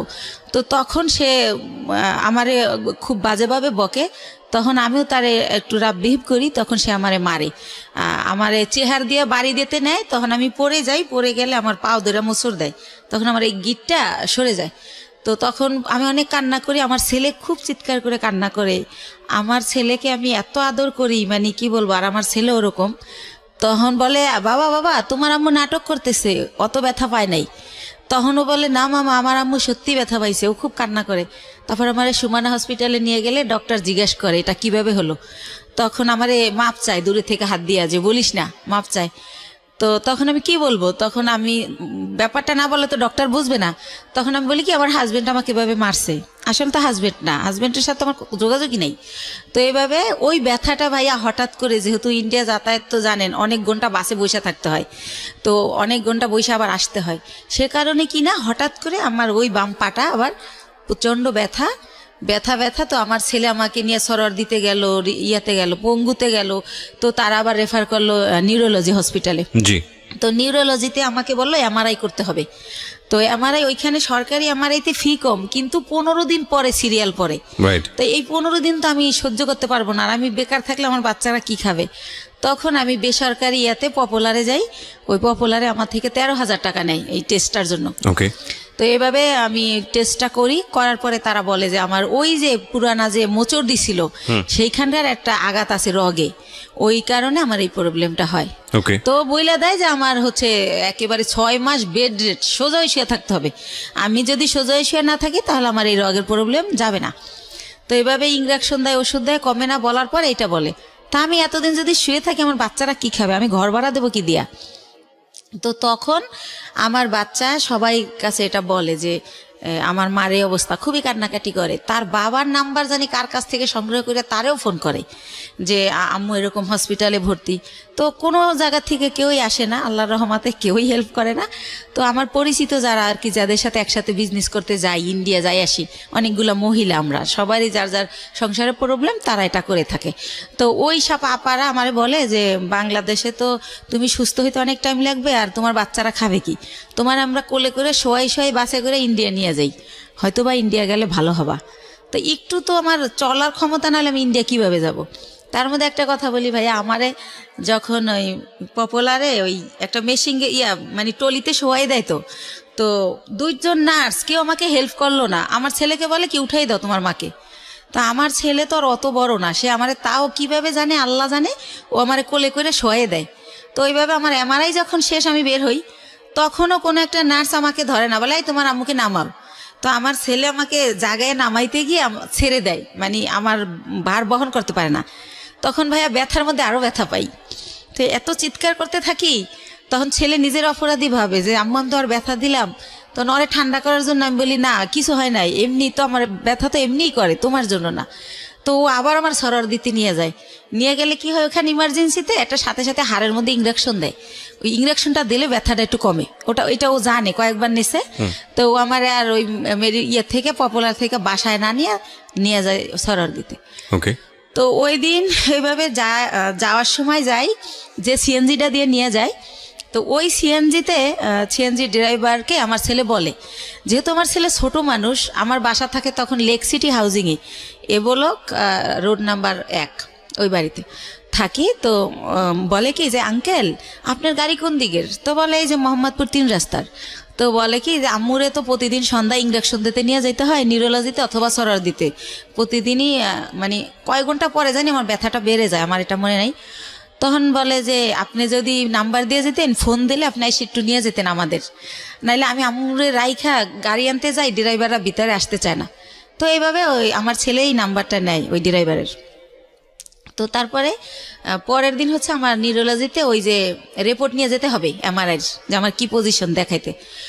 তো উনি ফোন করে, আমার ছেলে আসে, তো যাই। তো গেলে কি হয়েছে, সরকারি তো সিরিয়াল থাকবেই। তো আমার ছেলে বলে আঙ্কেল আপনি কি একটু ওয়েট করে আমাদের নিয়ে যাবেন আবার বাসায়? ঠিক আছে বাবা নিয়ে যাব। তো উনি বসে, তো দেখি আধা ঘন্টা, তারপর আমার সামনে আরো 5 জন। তো আমি ফোন দিয়ে বলি যে ভাইয়া আপনি চলে যান, আমার অনেক লেট হবে। তো উনি বলে যে না আমি বসি, আপনি আবার পরে সিএনজি কোথায় পাবেন, তাছাড়া তো আমি আপনার সবসময় নিই, উনি ইচ্ছা করেই থাকে। তারপরে হচ্ছে এই লোকটা কি করে যে বসে থাকে। তো আমার যখন সব কাজ শেষ আমি আসি, তো আমি তো হুইল চেয়ারে থাকি, তখন আমি পায়ে হাঁটতে পারি না ভাইয়া, হুইল চেয়ারে আসি ওই গাড়ি পর্যন্ত। এখন ওই গাড়ি পর্যন্ত হুইল চেয়ার নামানো যাবে না, সিঁড়ি। তো সেজন্য আমার ছেলে তো আমার কোলে করেও নিতে পারতেছে না। তো আমার ছেলে বললো আঙ্কেল আপনি একটু আমার আম্মুর এক সাইড দিয়ে হাত ধরেন, আমি এক সাইড দিয়ে ধরি। তো এইভাবে আমার নিল। তা আমার বাসায় যখন নামাই দিল, আমি চিন্তা করলাম লোকটা প্রায় 1-1.5 ঘন্টা বসে আসিল। তো উনি তো এতক্ষণে অনেক টাকা মারতে পারতো। এমনি ওনার আমার যাতায়াত ভাড়া হয় 400 টাকা নিউরোলজি থেকে আমার বাসা যেহেতু মোহাম্মদপুরে। তো আমি ওনার একটা 1000 টাকার নোট দেই। তখন উনি বলে আপা আমার কাছে ভাঙতি নেই, আমি প্রথম আপনাকে নিছি। তো আমি বলি ভাইয়া ভাঙতি লাগবে না, পুরাটাই আপনাকে দিছি, আপনি তো অনেকক্ষণ বসে ছিলেন। তারপর বলে থ্যাংক ইউ আপা, আসলে আপা আপনার মন অনেক ভালো, আমি যদি নিজের গাড়ি হতো আপনার ভাড়াই নিতাম না, এটা বলে উনি চলে যায়। তো তারপরে যেহেতু আমার ডাক্তার বলে যে যতদিন অসহ্য ব্যথা না কমে প্রতিদিন সন্ধ্যায় ইঞ্জেকশন দিতে হবে, তো সে কারণে প্রতিদিন সন্ধ্যায় উনি আসে, এসে আমার নিয়ে যায় এই সিএনজিওয়ালা। এর মধ্যে ভাইয়া বলে রাখি আমার ছেলের হচ্ছে ইন্টারের পি টেস্ট পরীক্ষা। তো সে কারণে কি হয়, ছেলে যে টাইমে আমার ইঞ্জেকশন দিতে যাও ওই টাইমে ছেলের স্যার আসে। তো ছেলে উঠাই দেয় যে আঙ্কেল তো দিয়েই যাবে, যেহেতু আঙ্কেল বাসা চেনে। তো এইভাবে উনি আমার দিয়ে যায় নিয়ে যায় বিনামে আমি ভাড়া দেই। তো এইভাবে হয়। তো যখন একটু আমি মোটামুটি দাঁড়াতে পারি, তখন ওই যে আপারা যাগোর সাথে ইন্ডিয়া যাই, তাদের সাথে আমি ইন্ডিয়া চলে যাই ওখানে আবার ডাক্তার দেখাই, অর্থোপেডিক। ওনারা আমার কিছু দেয়, ওইখানে থেরাপি দেয়, তারপরে মেডিসিন দেয়। তো মোটামুটি আল্লাহর রহমতে আমি যাই, কিন্তু হুইল চেয়ারে বলতে গেলে আসার সময় আমি হাইটে আসতে পারি। এভাবে আমি ভালোভাবে বাসায় আসি। তো উনি এখন তার আমি ইঞ্জেকশন দিতে যাই না, কিন্তু উনি এমনি ফোন দেয়, আপা কেমন আছেন, কই কি করেন, এরকম ফোন টোন দিতে থাকে। তো আমার যেহেতু অনেক ওইখান থেকে আমার মাল নিয়ে আসতে হয়, সেই মালগুলো আমার ভাইয়া মার্কেটে পৌঁছাতে হয়। পলোয়ালে আপনার খদ্দর বাজার, এনএসকো টাওয়ার। কি ধরনের প্রোডাক্ট নিয়ে আসতেন? শ্যাম্পু, সেন্ট, সোনো, এগুলো সাবান। দিয়ে আপনার সংসার চলতো, মানে এই বিজনেস করেই? জি জি জি, Okay. এইটা দিয়েই আমি চলি। তারপরে ভাইয়া ওই মালগুলো তো আবার পৌঁছাতে হয়, তো ওনারাই আমি ফোন দেই ইন্ডিয়া থেকে এসে ওই মাল দেওয়ার জন্য। তো তারপরে এইভাবে ওনার গাড়িতেই এই মার্কেটেটা দেই, উনি ওয়েট করে, আবার ওই মার্কেটে যাই, উনি ওয়েট করে। তো এইভাবে পরবর্তীতে যখন আবার আমি ইন্ডিয়া যাই, তো যেহেতু ওখানে যাওয়ার পর ওই যে পায়েরটা যে আগের বার দেখাই আসলাম, তো ডক্টর বলে যে হচ্ছে কি ওই ওখানকার ডক্টরদের ব্যবহার এত সুন্দর। তো আমার এই মা করে কথা বলে যে মা আপনার কি এখন কি অবস্থা, কি জানতে চাই বলি। তারপর বলে মা আপনি 3টা দিন এবার এখানে থাকেন, 3 দিন যদি আপনার থেরাপিটা দেওয়া হয় এখানে, তাহলে আপনি 100% সুস্থ হয়ে যাবেন। আর যেহেতু আমি বলছি যে আমি এই কাজ করে খাই, তো যেহেতু আপনি একটা কাজ করে খান, তাহলে আপনি লেন্থি নেওয়ার দরকার নেই। তো সে কারণে আমি ওই থেরাপির জন্য 3 দিন যে থাকবো, সেই 3 দিন আবার আজকাল পর এরকম না ভাইয়া, গ্যাপ দিয়ে। তো এভাবে আমার প্রায় 10-11 দিন ভারতে থাকতে হয়। আচ্ছা। তো 10-11 দিন পরে যখন আমি বাংলাদেশে আসি, বাংলাদেশে ঢোকার সাথে সাথে ওনার খালি ওই মিস কল অ্যালার্টে ওনার নাম্বার, মানে যে ওনার নাম হাসান। আচ্ছা আচ্ছা, সিনজিওয়ালা ভদ্রলোকের নাম হচ্ছে হাসান। হাসান, হ্যাঁ। তো উনি হচ্ছে এত আসতেছে ওনার মেসেজ, তো আমি আবার ভাইয়া বাসে উঠলে মাথা ঘোরে একটু, সেজন্য ফোনও ইউজ করি না, খুব জরুরি ছাড়া হ্যালো বলি না, ফোন থুয়ে দেবে আগে। তো এত SMS, তারপর আমি একটু ব্যাক করলাম যে ভাইয়া এতবার ট্রাই করছেন কেন? তো বললো আপনি কোথায় ছিলেন, মানে সে বলতেছে আর চিৎকার করে কাঁদতেছে, 11 দিন হয়ে গেছে আপনার কোনো খোঁজ নাই, আপনি কি মানুষ, আপনি এরকম পারলেন কি করে? এই সে উনি ওনার মতো বলেই যাচ্ছে নো স্টপ। তো আমি বলি যে ভাইয়া আমি তো ভাবছিলাম 2 দিন পর আসবো, কিন্তু আমার অসুস্থতার কারণে আমার 11 দিন লাগছে। তো কাঁদছে, হ্যাঁ উনি বলতেছে আর কাঁদতেছে, ওনার নাকি অনেক কষ্ট হচ্ছিল, উনি খুব মিস করছিল, উনি আমার বাসার সামনে যে ঘুরে আসতো, এভাবে বলতেছে।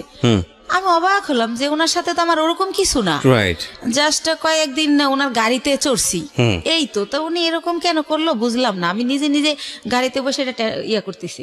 তারপর ওই আপাদের আমার পাশে সাজেদ আপা বসা, ওনারে শেয়ার করলাম যে আপা এরকম। তা আপা বললো ওই লোকটা তোমারে ভালোবাসে। তাই আমি বলি কি যে আমার যে 2 ছেলে, আমার যত ভালোবাসা তো ছেলেদের, আর আমি ছেলে ছাড়া জীবনে কিছু ভাবি না।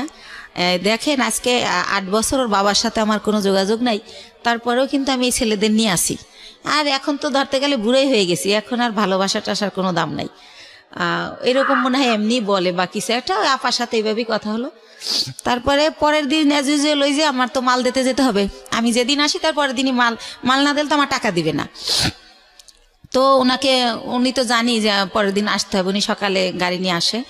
তো আমি বলি ভাইয়া আমার খুবই টায়ার্ড লাগতেছে, আপনি আমার দোকানগুলো তো চেনেন, স্লিপগুলো আমি দিয়ে দেই, আপনি মালগুলো দিয়ে আসেন, আপনার যা ভাড়া হয় আমি দিয়ে দেবো। আর আমি লগে গেল ভাইয়া মালগুলো উনি ক্যারি করে, উনি উঠাই দেয়, আমি আবার লেবার ওই শোরুমে ফোন দিলে ওরা লেবার পাঠায়, তো তাদের সাথে সাথে উনি ক্যারি করে। তো আমি কই আপনি ফোন দিলে আপনি একটা করে ফোন দিবেন, লেবার নামবে, এভাবে দিয়ে আসবেন। তো বলে আচ্ছা। তো এইভাবে উনি আমার মালগুলো দেয়। তো আমি আবার টেনশন করি যে আমি তো জীবনভর বিশ্বাস করে ঠকলাম, একজনকে বিশ্বাস করলাম, সে আমার নিজে বললো যে আমার 60 লাখ টাকা পুঁজি, সেইটা নাই, উদয় হয়ে গেল। আবার এখন আবার আমার এই কয়টা টাকা লয়ে যদি ফলাই যায় আমি কি করবো, এভাবে টেনশন করতেছি। কিন্তু আবার প্রতিটা মালিককে আমি বলে রাখছি যে আমার লোক গেছে ওই সিএনজিওয়ালা, তো মালটা দেওয়ার পর আমারে জানাবেন পুরো মাল বুঝাই দিছে কিনা স্লিপের। তো ওরা আবার আমারে একটু পরপর ফোন দিয়ে জানাচ্ছে প্রত্যেকটা কোম্পানি যে হ্যাঁ আপা মাল পাইছি। তখন ভাবলাম যেহেতু মাল পুরা দিছে তাইলে টাকাও আমারে দিবে। তো ঠিক উনি বাসায় আবার আইসা আমার টাকা দিয়ে দেয়। তো এইভাবে টাকা দিয়ে দেওয়ার পরে একদিন উনি বলে যে আপা আমি আপনার সাথে কিছু কথা বলবো, আপনার বাসায় আসতে পারি? তখন আমি বলি কোন ব্যাপারে ভাইয়া? বলে আমি একটা প্রবলেমে পড়ছি, এটা আপনার সাথে শেয়ার করবো। তা আমি বললাম আচ্ছা ঠিক আছে আসেন, কিন্তু আমার বাসা চিনেই। তো উনি আইসা আমার ড্রয়িং রুমে সোফায় বসে। তো আমি তো ওই পার ব্যথার জন্য ডক্টর বলছে যতটা পারি শুয়ে থাকার, তো আমি ওই পা লম্বা করে কোনো রকম বসি। তো ওনারে আমি বলি যে হ্যাঁ ভাইয়া বলেন, আর নাস্তা দিতে বলি, আমি অসুস্থর কারণে আমার বাসায় আবার একটা কাজের লোক রাখি, যে কিছুই তো করতে পারি না পাওয়ার জন্য, তো তারে নাস্তা দিতে বলি। তখন সে বলে যে ওরে যেতে বলেন, ওর সামনে বলা যাবে না। তো তখন আমি ভাবলাম ওরে যেতে বলবো, ও তো কাজ করে তারপর যাবে। তখন আমি বললাম ঠিক আছে তাহলে আপনি আমার বেডরুমে আসেন। তো উনি আমার রুমেই যায়। তারপরে বলে যে আপা এরকম আমার, ও আবার থাকতো আর বোনের বাসায় মোহাম্মদপুরে। আচ্ছা। আর বলে রাখি ওর বোন জামাই হচ্ছে একটা গভর্নমেন্ট জব করতো সমাজ কল্যাণ অধিদপ্তরে, ঘুষ নেছে, সে কারণে ওনার জবটা চলে যায়। তারপরে সে কি করে, তার কাজ হচ্ছে মানুষের জব দেবে বলে টাকা নেয় 8 লাখ 10 লাখ, যে গভর্নমেন্ট জব দেবো আমি, গভর্নমেন্টের অমুক সচিব, মিথ্যাচার করে। তো এভাবে উনি বিভিন্ন লোকের থেকে টাকা আনে। তো এইভাবে ওই হাসান ওনাকে কয়েকজন লোকের থেকে টাকা এনে দেয়। তাই এখন উনি জবও দেয় না, টাকাও দেয় না, তারা হাসানকে খুব টর্চার করে, গ্যাঞ্জাম করে। তো এটার পরে কি করছে, হাসানের বোন আবার জব হয়েছে একটা পরিকল্পনায়, সে গেছে খুলনাতে। তো বোনের বাসা খালি, এ শুনে ও আবার ওই খালি বাসায় আসে, আইসা থাইকে সিএনজি চালায়। এটা আমি আগে জানতাম, আমার কথায় কথায় বলছিল। তো ওই দিন যেটা নতুন বলে সেটা হচ্ছে যে ওরে নাকি ওর 2টা ফ্রেন্ড নিচে আইসা ফোন দেয় যে তোর বাসা তো খালি, তোর বাসায় কি একটু আসা যাবে? তো উনি আমার যেটা বলছে, তা ওনারা বলে যে হ্যাঁ, ও বলে যে হ্যাঁ আয়, সমস্যা নেই। তো উনি যখন গেট খোলে, ওনারা থাকে 4 তলায়, তখন দেখে 3টা ছেলে সাথে একটা মেয়ে। তখন বলে মেয়েটাকে, কয় আমাদের ফ্রেন্ড। কয় তুই তোরা মেয়ে নিয়ে আসছিস কেন? তোরাতে কেউ দেখলে, দারণ টারণ দেখলে আমার বোন জামাইকে বলে দেবে আমার অবস্থা খারাপ। তো বলে না, তোরাতে কেউ দেখবে না, আমরা আবার আধা ঘন্টা পর চলে যাব। তো তারপরে নাকি তারা ওই সময় ওই ইয়াবা নাকি বাবা কি জানি বলে, ওইটা খায়। জি। ওইটা খায় ওই যে 3টা ছেলে আর ও 4 ছেলে আর ওই মেয়ে। তো ও নাকি জীবনে এটা কোনোদিন খায় নাই। ওই দিন ফার্স্ট ওই মেয়েটা ওরে জোর করে খাওয়ায় যে আমি মেয়ে মানুষ খাই, তুমি ছেলে কেন খেতে পারবে না। তারপরে খায়, ওরেও খাওয়ায়। ওইভাবে নাকি ভিডিও করে, ছবি তোলে। ইভেন্ট ভাইয়া ও যেটা বলেছে, এটা খাওয়ার পরে নাকি ওরা ফিজিক্যালি রিলেশন করে। কে বলেছে এটা? এটা হাসান বলেছে আমাকে। ওকে। ওই মেয়েটা নাকি ওরেও বাধ্য করে। ও আবার ইসলামিক মাইন্ডের কথাবার্তা বলতো, আমিও জানিও ইসলামিক, কিন্তু ও বলে যে ওই মেয়েটা আমাকে জোর করে এটা করে, আমি তো জীবনে এটা প্রথম খাই, আমার হুঁশ থাকে না সে কারণে। ওকে। তো তখন ওইগুলো এখন ওই মেয়েটা ছবি আর ভিডিও করে রাখছে, এখন আমাকে ব্ল্যাকমেল করে যে ওইগুলো পেপারে দিয়ে দিবে। মেয়েটা ব্ল্যাকমেল করে, এই ঘটনা এসে আপনাকে হাসান বলছে? হাসান বলতেছে। ওই মেয়েটার নাম শানু। তো এটাও বলে। তো বলার পরে আমি বলি ব্ল্যাকমেল কিভাবে করে?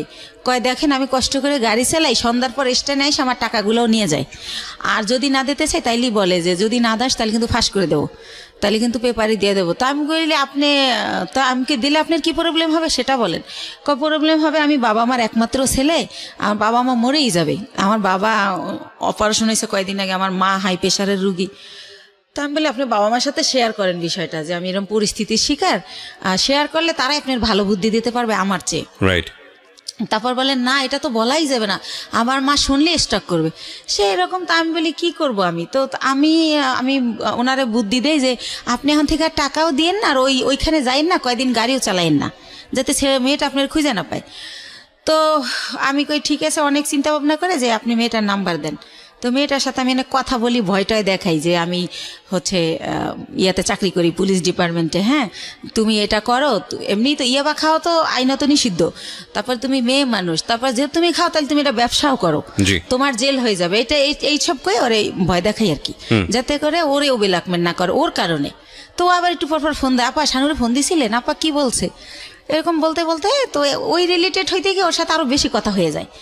তো একটা সময় সে হচ্ছে বলে যে দেখেন ও যেভাবে পারে ও আমার বিয়ে করবে যে কোনো জায়গায় ধইরা, কিন্তু দেখেন এরকম একটা মেয়েকে কি বিয়ে করা যায়, যাকে নিজের চোখে দেখছি যে অন্য ছেলেদের সাথে এরকম করছে, এটা তো বিয়ে করা যায় না। তা আমি যদি কারো বিয়ে করি তাহলে ও আমার ছেড়ে দেবে, জানবে আমার বউ আছে, আমাকে আর ডিস্টার্ব করবে না। তা আমি বলি তা আপনার বাবা মা এখন কোথায়? কয় ওনারা তো দেশে, কয়দিন পর ঢাকায় আসবে, আমাকে আসলে বলবেন জানি আপনার বিয়ে করাই দেয়। তো এইভাবে গেল। উনি কি বলছে ওনার ফ্যামিলিতে আমি জানি না। ওনার বোন আমাকে ফোন দেয়, দিয়ে পরিচয় দেয় আমি হাসানের বোন। ওনার মা আমাকে ফোন দেয়, ওনার বোন জামাই আমাকে ফোন দেয়। তো এইভাবে কথা বলে সবাই, বলতে বলতে আমাকে সবাই দেখতে চায়। তো দেখতে চাই কি উদ্দেশ্যে আমি জানি না। তার বাবা আমাকে বলে মা তোমার অনেক গল্প শুনছি, তুমি আমার ছেলেটার নতুন জীবন দিছো, এই সেই, আমার ছেলেটা বখাইট হয়ে গেছিল, নষ্ট হয়ে গেছিল, খারাপ মানুষের সাথে চলতো, নেশা করতো, এখন কিছু করে না, ভালো হয়ে গেছে শুধু তোমার জন্য। তো এরকম বলেন। আমি বলি আপনারা তো আমার আসলটা জানেন না, ও হয়তো আপনার আসলটা বলে নাই, কারণ আমার মনে হয়েছে ও হয়তো বলছে আমি আনম্যারিড মেয়ে বা এরকম কিছু, এটা আমি গেস করে এটা বলি। তারপর আমি বলি যে আমার অনেক প্রশংসা তারা করে। আমি বলি আমি দেখতে অনেক পচা, আমার প্রশংসা করেন না, আমার দেখলে আপনার ভাল লাগবে না, এখন যেমন পাগল এই দেখার রুচি থাকবে না।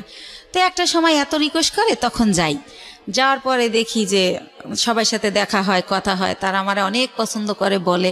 তারপরে আমি চলে আসি। আসার পরে পরের দিন ওর মা আমাকে ফোন দিয়ে বলে যে আমার ছেলে তো তোমাকে পছন্দ করে, বিয়ে করতে চায়। ওকে, এটা ওর মা যখন বলে আমি ভাইয়া একদম কি বলে গাছে থেকে পড়ি যে কি বলে এটা। তখন আমি বলি যে ওর মারে আবার আমি মাই বলি যখন ওদের বাসায় যাই, যেহেতু ও বলে পরিচয় দেশে বন্টন করে। তো বলি যে মা আপনি এটা কী বলেন, আমি হচ্ছে আমার বেবি আছে, আমি বিবাহিত। ওর কিন্তু 2টা বিয়ে, এটা আমি আগে জানতাম না, এটা পরে বের হয়েছে আমার বিয়ের পরে। আর আপনার ছেলে তো আনমেরিড, আপনি একটা আনমেরিড মেয়ে বিয়ে করাবেন, আমাকে কেন? তো এটা বলার পরে বলে দেখো মা, আমার ছেলে আমাকে তোমার ব্যাপারে সবই খুইলা বলছে, কিন্তু আমার ছেলে যেহেতু সংসার করবে, ছেলে যেহেতু তোমাকে ভালোবাসে, আমাদের আপত্তি তো থাকার কথা না, আর তোমারও আপত্তি থাকার কথা না, কারণ ও তো দেখছে তোমার 2টা ছেলে আছে, ও তোমার বাসায় যাতায়াত করে, এতদিন ধরে তোমার সাথে পরিচয়, তুমিও তারে দেখছো, অসুবিধা কোথায়? তো এরকম করতে করতে আমি রাজি হই না, কিন্তু সে ওই গানই বাজায় যে আমার কাছে হাজারো বার ফোন দেয়, আমি কই কি করি, কি খাইছি, তাই ঘুমাইছি কিনা, তো নাস্তা করছি কিনা, এভাবে ফোন দিতে থাকে। তার মধ্যে আমি আবার ইন্ডিয়া চলে যাই, সে আবার ওরকম তোমার পাশে কে বসছে, ছেলে মানুষ বসছে না মেয়ে মানুষ বসছে, এরকম মানে এভাবেই করে। তো হোটেলে বিয়েটা করলেন না করার আগে অবস্থা? বিয়ে করি নাই, তখনই এরকম এইভাবে মানে সে এত কেয়ার করে, মনে হয় যে আমি হেঁটে গেলে সে ব্যথা পায়, এরকম একটা ভাব। হ্যাঁ, তারপরে হচ্ছে টিকিট কাটছি, গাড়ি 2:30টায় ছাড়বে, হয়তো বা 1:15 টিকিট কাটলাম, তো খেতে গেলে তো আর গাড়ি ফেল করব, তো টিকিট কাটছি, ফোন দিতেই থাকতো। তো বলতাম যে খাওয়ার টাইম নেই, হচ্ছে জুস কিনে উঠছি, তো বলতো ইয়ারে সুপারভাইজারে বলো 10 মিনিট লেট করতে, খাইয়া গাড়িতে ওঠো, না খাই উঠবা কেন, ঢাকা আসতে রাত 12টা বাজবে। তো এইরকম মানে আমার লাইফে ভাইয়া এই কেয়ারিংটা তো কোনো সময় কেউ করে নাই, ছোটবেলা মাও করতো না। তারপরে যে বিয়ে নামক একজনের সাথে মাঝে মধ্যে দেখা হতো, তার সাথে তো আমার কিছুই হয় না এই ধরনের। তো ওই ব্যাপারগুলো আমার খুব ভালো লাগতো, যে আল্লাহ আমি খাইলাম কিনে ডেনে টেনশন করে, রাতের 1টা বাজে আমার অনলাইনে দেখলে এই এখনো ঘুমাও না কেন, ঘুমাও, এর মধ্যে তুমি কথা বলা শুরু হলো। তো সেও তুমি বলে, আমিও তুমি বলি, আর ভাইয়া আপু বলি না, হেও আপু বলেন, আমিও ভাইয়া বলি না। তো এরকম, তো একটা পর্যায়ে হচ্ছে সে মাঝে মধ্যেই বাসায় যেতে চায়। তখন আমি চিন্তা করলাম যে আমার ছেলে যেহেতু বড় হয়েছে, তো এই ব্যাপারটা আমার ছেলে খারাপভাবে নেবে, বা আমার ছেলে আমার ঘৃণা করবে, ছেলে আমার খারাপ ভাববে। তো আমার ছেলেকে না আমি একদিন বলি যে বাবা এরকম এরকম ব্যাপার।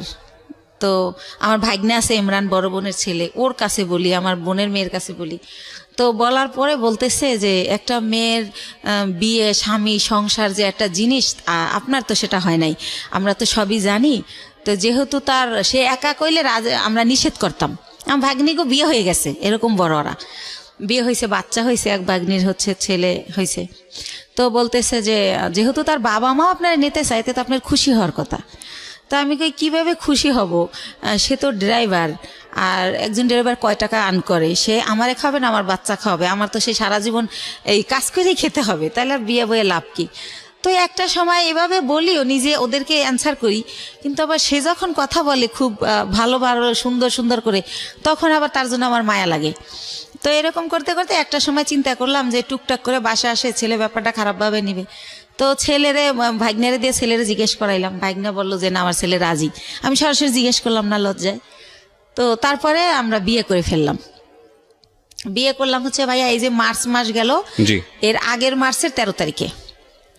তো বিয়ে করলাম বলতে এভাবে বিয়ে করার পরে সে আমার বাসায় থাকা শুরু করলো। আর হচ্ছে আমি বললাম যে সিএনজি আর চালাইও না, মানে একজনের ড্রাইভার আমার হাজবেন্ড একটু লাগে, কারণ এইরকম ফ্যামিলির তো মেয়ের আমি না, হয়তো আমি ভাগ্যোদশে কষ্ট করতেছি। তো পরে ওর পাসপোর্ট করলাম, ভিসা লাগাইলাম যে আমার সাথে সাথে ইন্ডিয়া যাবা, দুইজনে মিলে ব্যবসা করি। আরও একটা চিন্তা করলাম ভাই এই ব্যবসায় হচ্ছে অনেক মাল তো ওয়েট হয়, একটা ছেলে আসলেই দরকার হয়। যেবার আমার ছেলে আমার সাথে যায় আমি একটু অনেক শান্তি পাই, আমার কষ্ট কম হয়। ছেলে না গেলে 4-5টা ব্যাগ আমার যদি লেবার না পাই আমার ক্যারি করতে হয়, অনেক কষ্ট হয়। তো সব কিছু মিলে টিলে ভাবলাম যে ঠিক আছে, ওর ফ্যামিলিও ছোট, 1 ভাই 1 বোন, বোনেরও বিয়ে হয়ে গেছে, বাবা মাই তো আছে, ঝামেলা নাই, করে ফেলি। তো এইভাবে যাই হোক বিয়েটা হলো, খুব ভালো, শ্বশুর শাশুড়ি খুব ভালোবাসে। তো এরপরে রোজা চলে আসলো, ঈদের সময় আমি শ্বশুর শাশুড়ি সবার জন্য গিফট কিনলাম। শাশুড়ি আবার বলে বলে দিল তার বোনের ছেলে, বোনের মেয়ে, তাদের যত আত্মীয় আছে সবার জন্য কিনতে, বাস কিনলাম। তো দিলাম। তো আমার শাশুড়ি আবার আমার 2000 টাকা দিল একটা ড্রেস কিনতে। আর আমার হাজব্যান্ড এর মধ্যে ভিসা পাসপোর্টের কাজ চলতেছে, সে আর যায় না এতদিনে ইন্ডিয়া, তারে সব কিছু দিলাম। প্রতিদিন তারে 500-1000 টাকা পকেট খরচ দিচ্ছি, মানে দিয়ে রাখতেছি, যখন শেষ আবার দিচ্ছি, এরকম এভাবে চলতেছে। তো তারপর আমি আরো একবার গেলাম একা। তো এর পরের বার সে আমার সাথে গেল। তো যেহেতু সে আমার সাথে গেল, এখন যদি ভাইয়া যেখানে ব্যবসা করি সবাই আমাকে অনেক রেসপেক্ট করে। এখন যেহেতু তার ছবি আছে আমার কাছে, আপনারা চাইলে দেখতে পারেন। কাবিনটাও আমি নিয়ে আসছি, চাইলে দেখতে পারেন। 20 লক্ষ টাকার কাবিন করা হয়েছে আমাদের বিয়ের যে খরচটা ওটাও আমি দিছি, কারণ ওর তো টাকা ছিল না। তো ওর মাই শিখাই দিছিল যে 20 লক্ষ টাকার কাবিন করবা, না হলেও যদি পরে আবার কেউ বিয়ে টিয়া করে, কম টাকার কাবিন থাকলে বেশি হলে আর করতে সাহস পাবে না। তো এইসব দেখে না মনে হয়তো ওর মা বাবা ওর চেয়ে আমার বেশি ভালোবাসে। আর যেহেতু আমি ছোটবেলা থেকে ভালোবাসার খুব অভাবী ছিলাম, ওদের ভালোবাসাগুলো পেয়ে না আমি এত হ্যাপি হয়েছিলাম বলার মতো না। তো এইভাবে চলতে থাকে। এর মধ্যে আমার শাশুড়ি আমারে বলে যে গত বছর অক্টোবরে, যে শাহনাজের তো বিয়ে হয়েছে 5 বছর, তো ভদ্রলোকের আবার আগের ঘরে বউ বাচ্চা আছে, আমার ননদরে বিয়ে করে হচ্ছে অন্যভাবে, যাই হোক সেটা আমি বলবো না।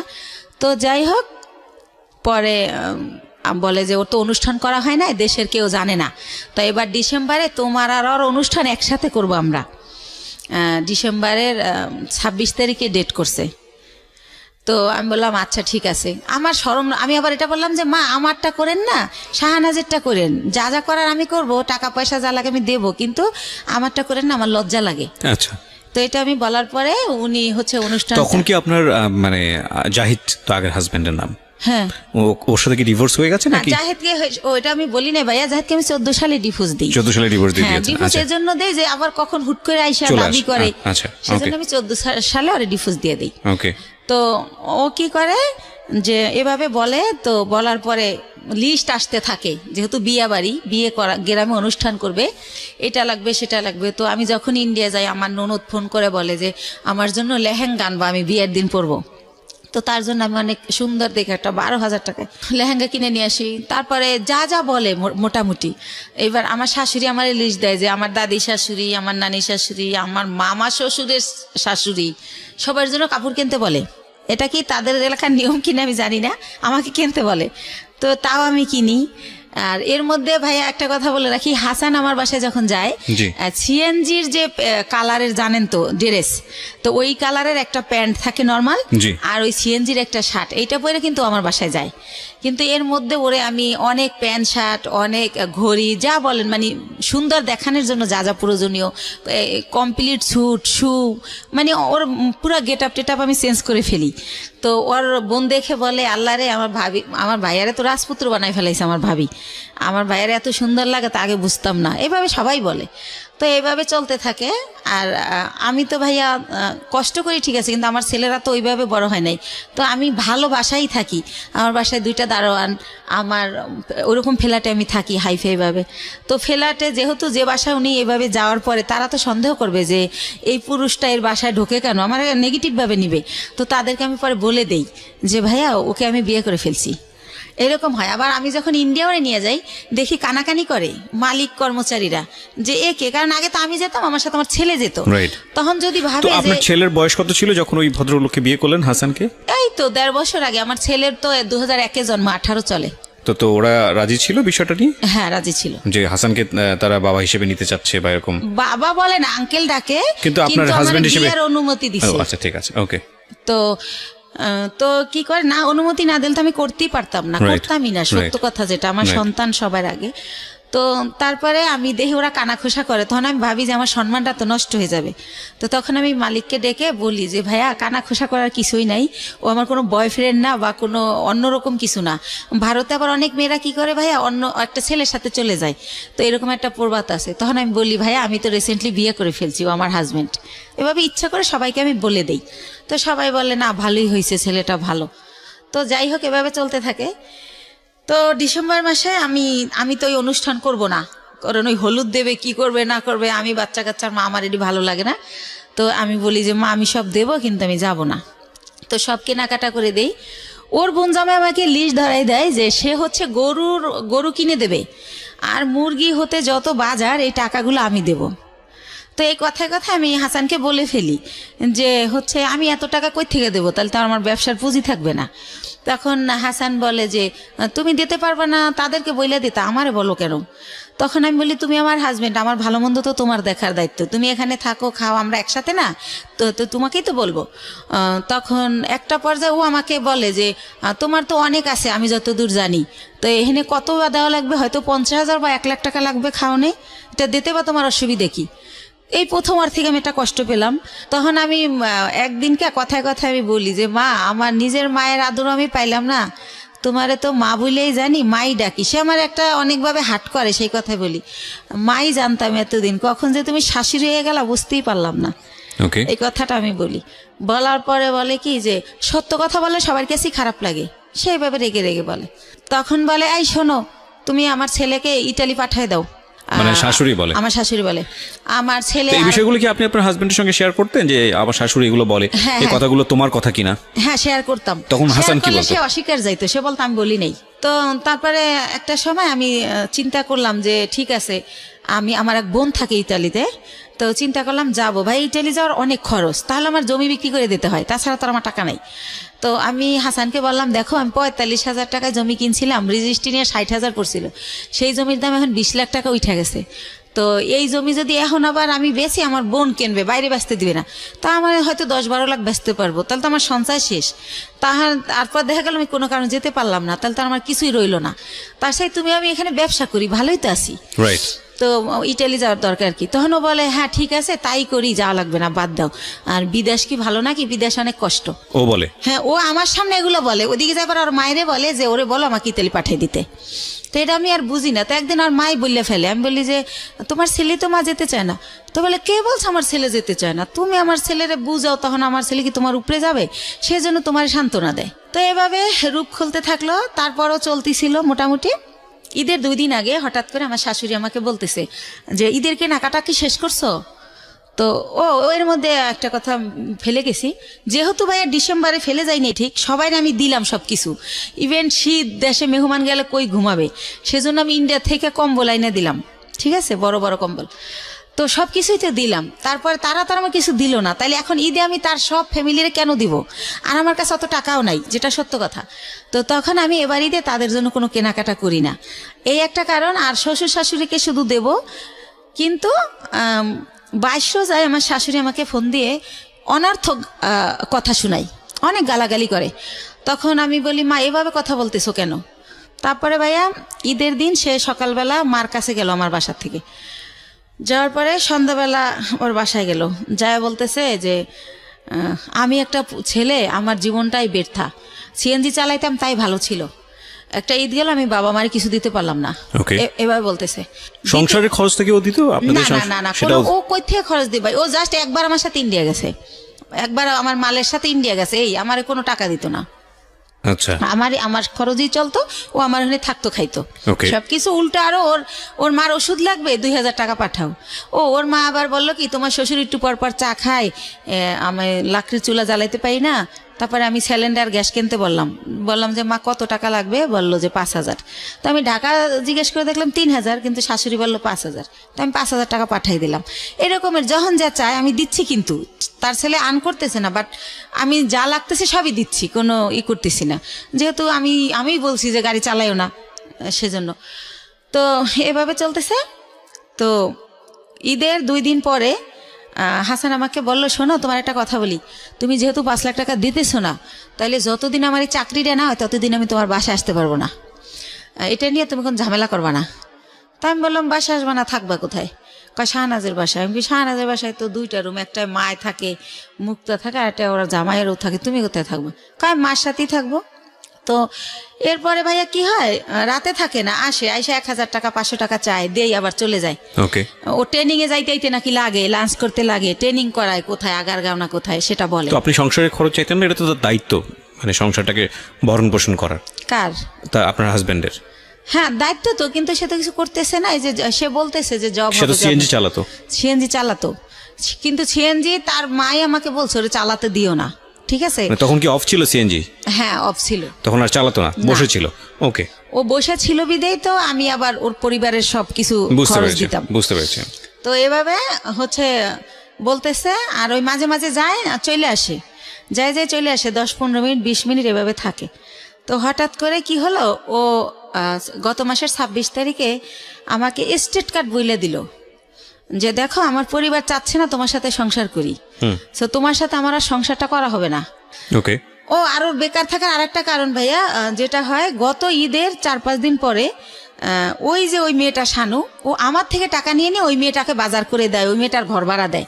তো ওই ব্যাপারগুলো জানতে পারি, শানুই আমাকে বলে যে আপনি আটকায় রাখলেন না, ও তো আমারে কালো বাজার দিয়ে গেছে।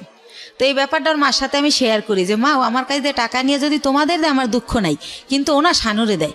তখন বলে যে তুমি কালকে বাসায় এসো। তো ওনাদের বাসায় যাই, তখন ওর বাবা মা ওর মাথায় কোরআন শরীফ দেয়, কোরআন শরীফ মেইলা যে তুই কোরআন শরীফ শিয়া কর, শানুর বাসা আর কোনোদিন যাবি না। তখন ও এটা বলার পর আমরা বাসায় চলে আসি। আসার পর ও বলে কাজটা তুমি ঠিক করলা না, এই কথাটা তুমি যদি বাবা মাকে না বলতা তারা আমার এই কোরআন শরীফ নেওয়া হইতো না। তো আল্লাহর এমন হুকুম, কি করে আমার ঈদের নতুন ড্রেস পরেই তার পরের দিনই সেই মেয়েটার বাসায় যায়। তখন ও ধরা খাই যায় যে ওখানে গেছে।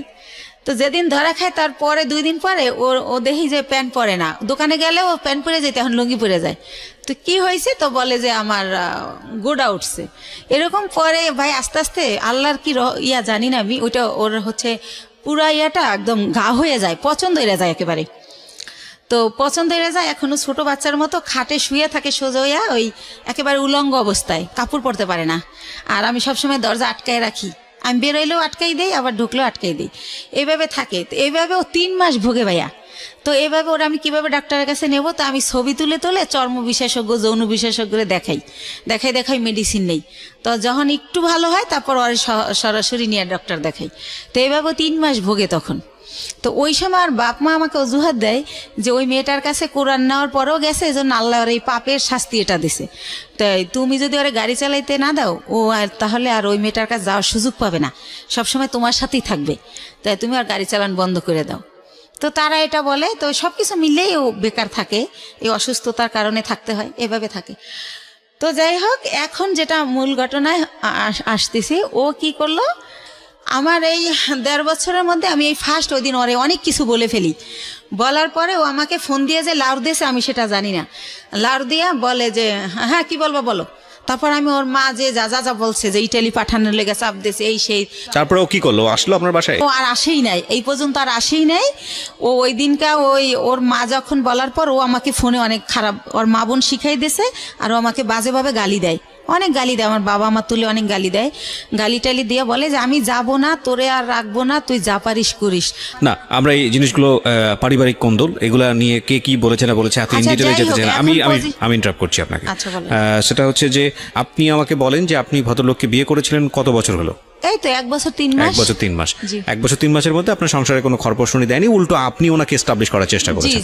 ওকে, এখন লাস্ট পর্যায়ে কি দাঁড়িয়েছে? উনি কি আপনার সঙ্গে আছেন নাকি আপনারা সেপারেট হয়ে গেছেন? না, এই যে 28 তারিখ আমার লাস্ট কথা হয়েছে, এরপরে আর এই পর্যন্ত কোনো যোগাযোগ সে আমার সাথে করে নাই। তার মা তার সিম ভেঙে ফেলছে, এখন আমি তারে ফোনে পাই না। তাহলে কি পেলেন এই 1 বছর 3 মাসের শিক্ষাটা কি পেলেন, আর পুরো জীবন জুড়ে এই বৈবাহিক জীবনের শিক্ষাটা কি পেলেন? আপনি তো আজকের এই গল্পটাই বলতে এসেছেন। সবকিছু মিলিয়ে আপনি আমাকে এটা বলেন যে রেডিওতে এই গল্পটা আপনি কেন বললেন? আমি একটা মেসেজ পেয়েছি, সেটা আমি আমার মতো করে বলবো, বাট আপনি কেন আসলেন? আমি আসছি ভাইয়া যে আমি যদি আমার বাবা মা যদি যখন জানছিল যে ওই লোকটা আসলে জামাই হিসাবে না, তখনও যদি আমাকে বাদ দিত তাহলে তো আমার বেবিও হতো না। তারপরে যেহেতু আমার ভাই বোন সব এস্টাবলিশ, তাদের অনেক কিছু আছে, তারা বাইরে দেয়, কিন্তু আমি আমার বাচ্চা 2টা নিয়ে এত কষ্ট করি, এটা তারা চোখেই দেখে না। তাহলে এরকম যদি হয় ঘরে ঘরে যে কোনো ভাই বোন এক ভাই বোনকে হেল্প করবে না, তাহলে কেমনে হবে? তারপরে জীবনের প্রথম পার্টটা নিয়ে আমি শুধু এতটুকুই বলতে পারি যে আপনি অনেক দুর্ভাগ্যবান, এবং আপনার ফ্যামিলি আপনার প্রতি যেটা করেছে সেটা ভয়াবহ রকমের অবিবেচকের মতো কাজ করেছে। আপনার বাবা বেঁচে আছেন? জি, বেঁচে আছেন। তো আপনার বাবা এই যে বড়টা ভুলটা করেছে সেই ব্যাপারে কি বলে? আমার বাবা যখন জানে ওর ওই ব্যাপারটা, তখন আমার বাবা আর দিতে চায় না আমাকে, কিন্তু আমার বড় বোন আর আমার মা এটা জোর করে। আর আমার পরিবারে আমার মাই সব, আমার বাবার কোনো কথা থাকে না, মানে মা যেটা বলে ওইটা রাইট। আমার বাবা অনেক সহজ সরল, অনেক নরম। তাহলে এখানে আমার বাবা তো মনে করেন আজকে প্রায় 10 বছর সে কিছু করে না, রিটায়ার্ড। আচ্ছা, সে বেকার, তার তো কোনো দাম নাই। সেদিক থেকে তার ইকোনমিক সলভেন্সি যেহেতু নাই, তার কথার পাওয়ারও সেরকম নাই। এটা একটা মারাত্মক রকমের সমস্যা আমাদের সোসাইটিতে। অর্থের জোর সবচেয়ে বড় জোর। তো কিছুই বলার নেই আসলে। আমি আপনার মাকেও সম্মান জানাতে চাই, পরিবারের সবাইকে সম্মান জানিয়ে বলছি যে পরিবারের সদস্য যখন একজন খারাপ থাকে তখন বাকি সবারই পাশে দাঁড়ানো উচিত, এবং সেটা না দাঁড়ালে যেটা হয় যে উনি যখন পিছিয়ে পড়েন তখন পুরো পরিবারটাই আসলে পিছিয়ে পড়ে, হাজার হলেও সে আপনাদের বোন। এই জায়গা থেকে একটা বড় ভুল। আর দ্বিতীয়ত আমি মনে করি যে দ্বিতীয় ব্যাপারটা ছিল এক ধরনের ট্র্যাপে পড়া, ফাঁদে পড়া, আমি যদি ভুল না করে থাকি। আপনি কি ওনাকে এখনো আপনার লাইফে চান? আপনার যে হাজব্যান্ড যিনি হাসান, তাকে কি এখনো সংসারের জীবনে চান, নাকি আলটিমেটলি এখান থেকে আপনি একটা শিক্ষা নিয়েছেন যে না, আমার সেই মানুষটাকে আর দরকার নাই? কি বলবেন? শিক্ষা নিয়েছি, কিন্তু তারপরেও চাই, কারণ ভালো তো বাসি। একটা পুরুষকে যদি ভালোবাসার ওকেই বেসেছিলাম, বা ও ভালোবাসা যদি পাই, হয়তো খাওয়ান পরন দেয় নাই, কিন্তু সে ভালোবাসাটা মোর কাছে পেয়েছিলাম, সে কারণে ওকে পেতে চাই, কিন্তু জানি না হয়তো পাবো না। পুরো গল্পটা আমি খুব চুপ করে শুনছিলাম, আমি ভাবছিলাম আসলে গল্পের মেসেজটা আসলে কোথায়। মেসেজ আসলে সেই অর্থে নাই আজকের এই গল্পে। তবে একটা জায়গায় যদি একটু থামার চেষ্টা করি, আমরা যদি পজিটিভলি দেখি, সেটা হলো যে এই ভদ্রমহিলা একটা সময় পর্যন্ত নিজে দাঁড়ানোর চেষ্টা করেছেন, যেভাবেই হোক না কেন গায়ে গতরে খেটে পরিশ্রম করে তিনি চেষ্টা করেছেন সংসারটাকে দাঁড় করানোর। সেখানে এসে একটা ভুল আমি বলবো, যে ভুলটা হচ্ছে এই বয়সে এসে প্রেমে পড়া, ভালোবাসায় পড়া, এবং সেই মানুষটাকে নিজের জীবনে এমনভাবে জায়গা দেওয়া যে, আপনার বয়স কত বলছিলেন? 35 বছরের জীবনে এসে 16 বছর বা 18 বছর মানুষের যে ভুলগুলো করে, সেই ভুলগুলো করে নিজের জীবনে একটা অনেক বড় কষ্ট পাওয়া। আমি বরং বলবো যে এই জায়গাটা একটু শক্ত হলেই বরং ভালো হতো, যে সেকেন্ড থটটা না দেয়া নিজের জীবনে। কিন্তু এটাও তো ঠিক যে তিনি তো সারা জীবন জুড়ে কারো ভালোবাসা পাননি। সে অর্থে একটা মানুষ যখন কায়া হোক ছায়া হোক যাই হোক না কেন সামনে এসে দাঁড়িয়েছে, সেই জায়গাটি থেকে তার ভুল হওয়াটা স্বাভাবিক, যে আসলে সঠিক মানুষটি সে চিনতে পেরেছে কি পারেনি। আমার মনে হয় আরেকটু সময় নেওয়া উচিত ছিল। ভালোবাসাগুলো আসলে এরকমই। তবে এটা ঠিক যে জীবনে কাউকে রিসিভ করার আগে ভালোবাসতে গিয়ে আসলে কোনো লজিক খাটে না, মন থেকে চলে আসে সেটা। এবং সেজন্যই বুড়োরা ইয়াংদের প্রেমে পড়ে, ইয়াংরা বুড়োদের প্রেমে পড়ে। যেখানে প্রেমে পড়া উচিত নাই সেখানে প্রেম চলে আসে।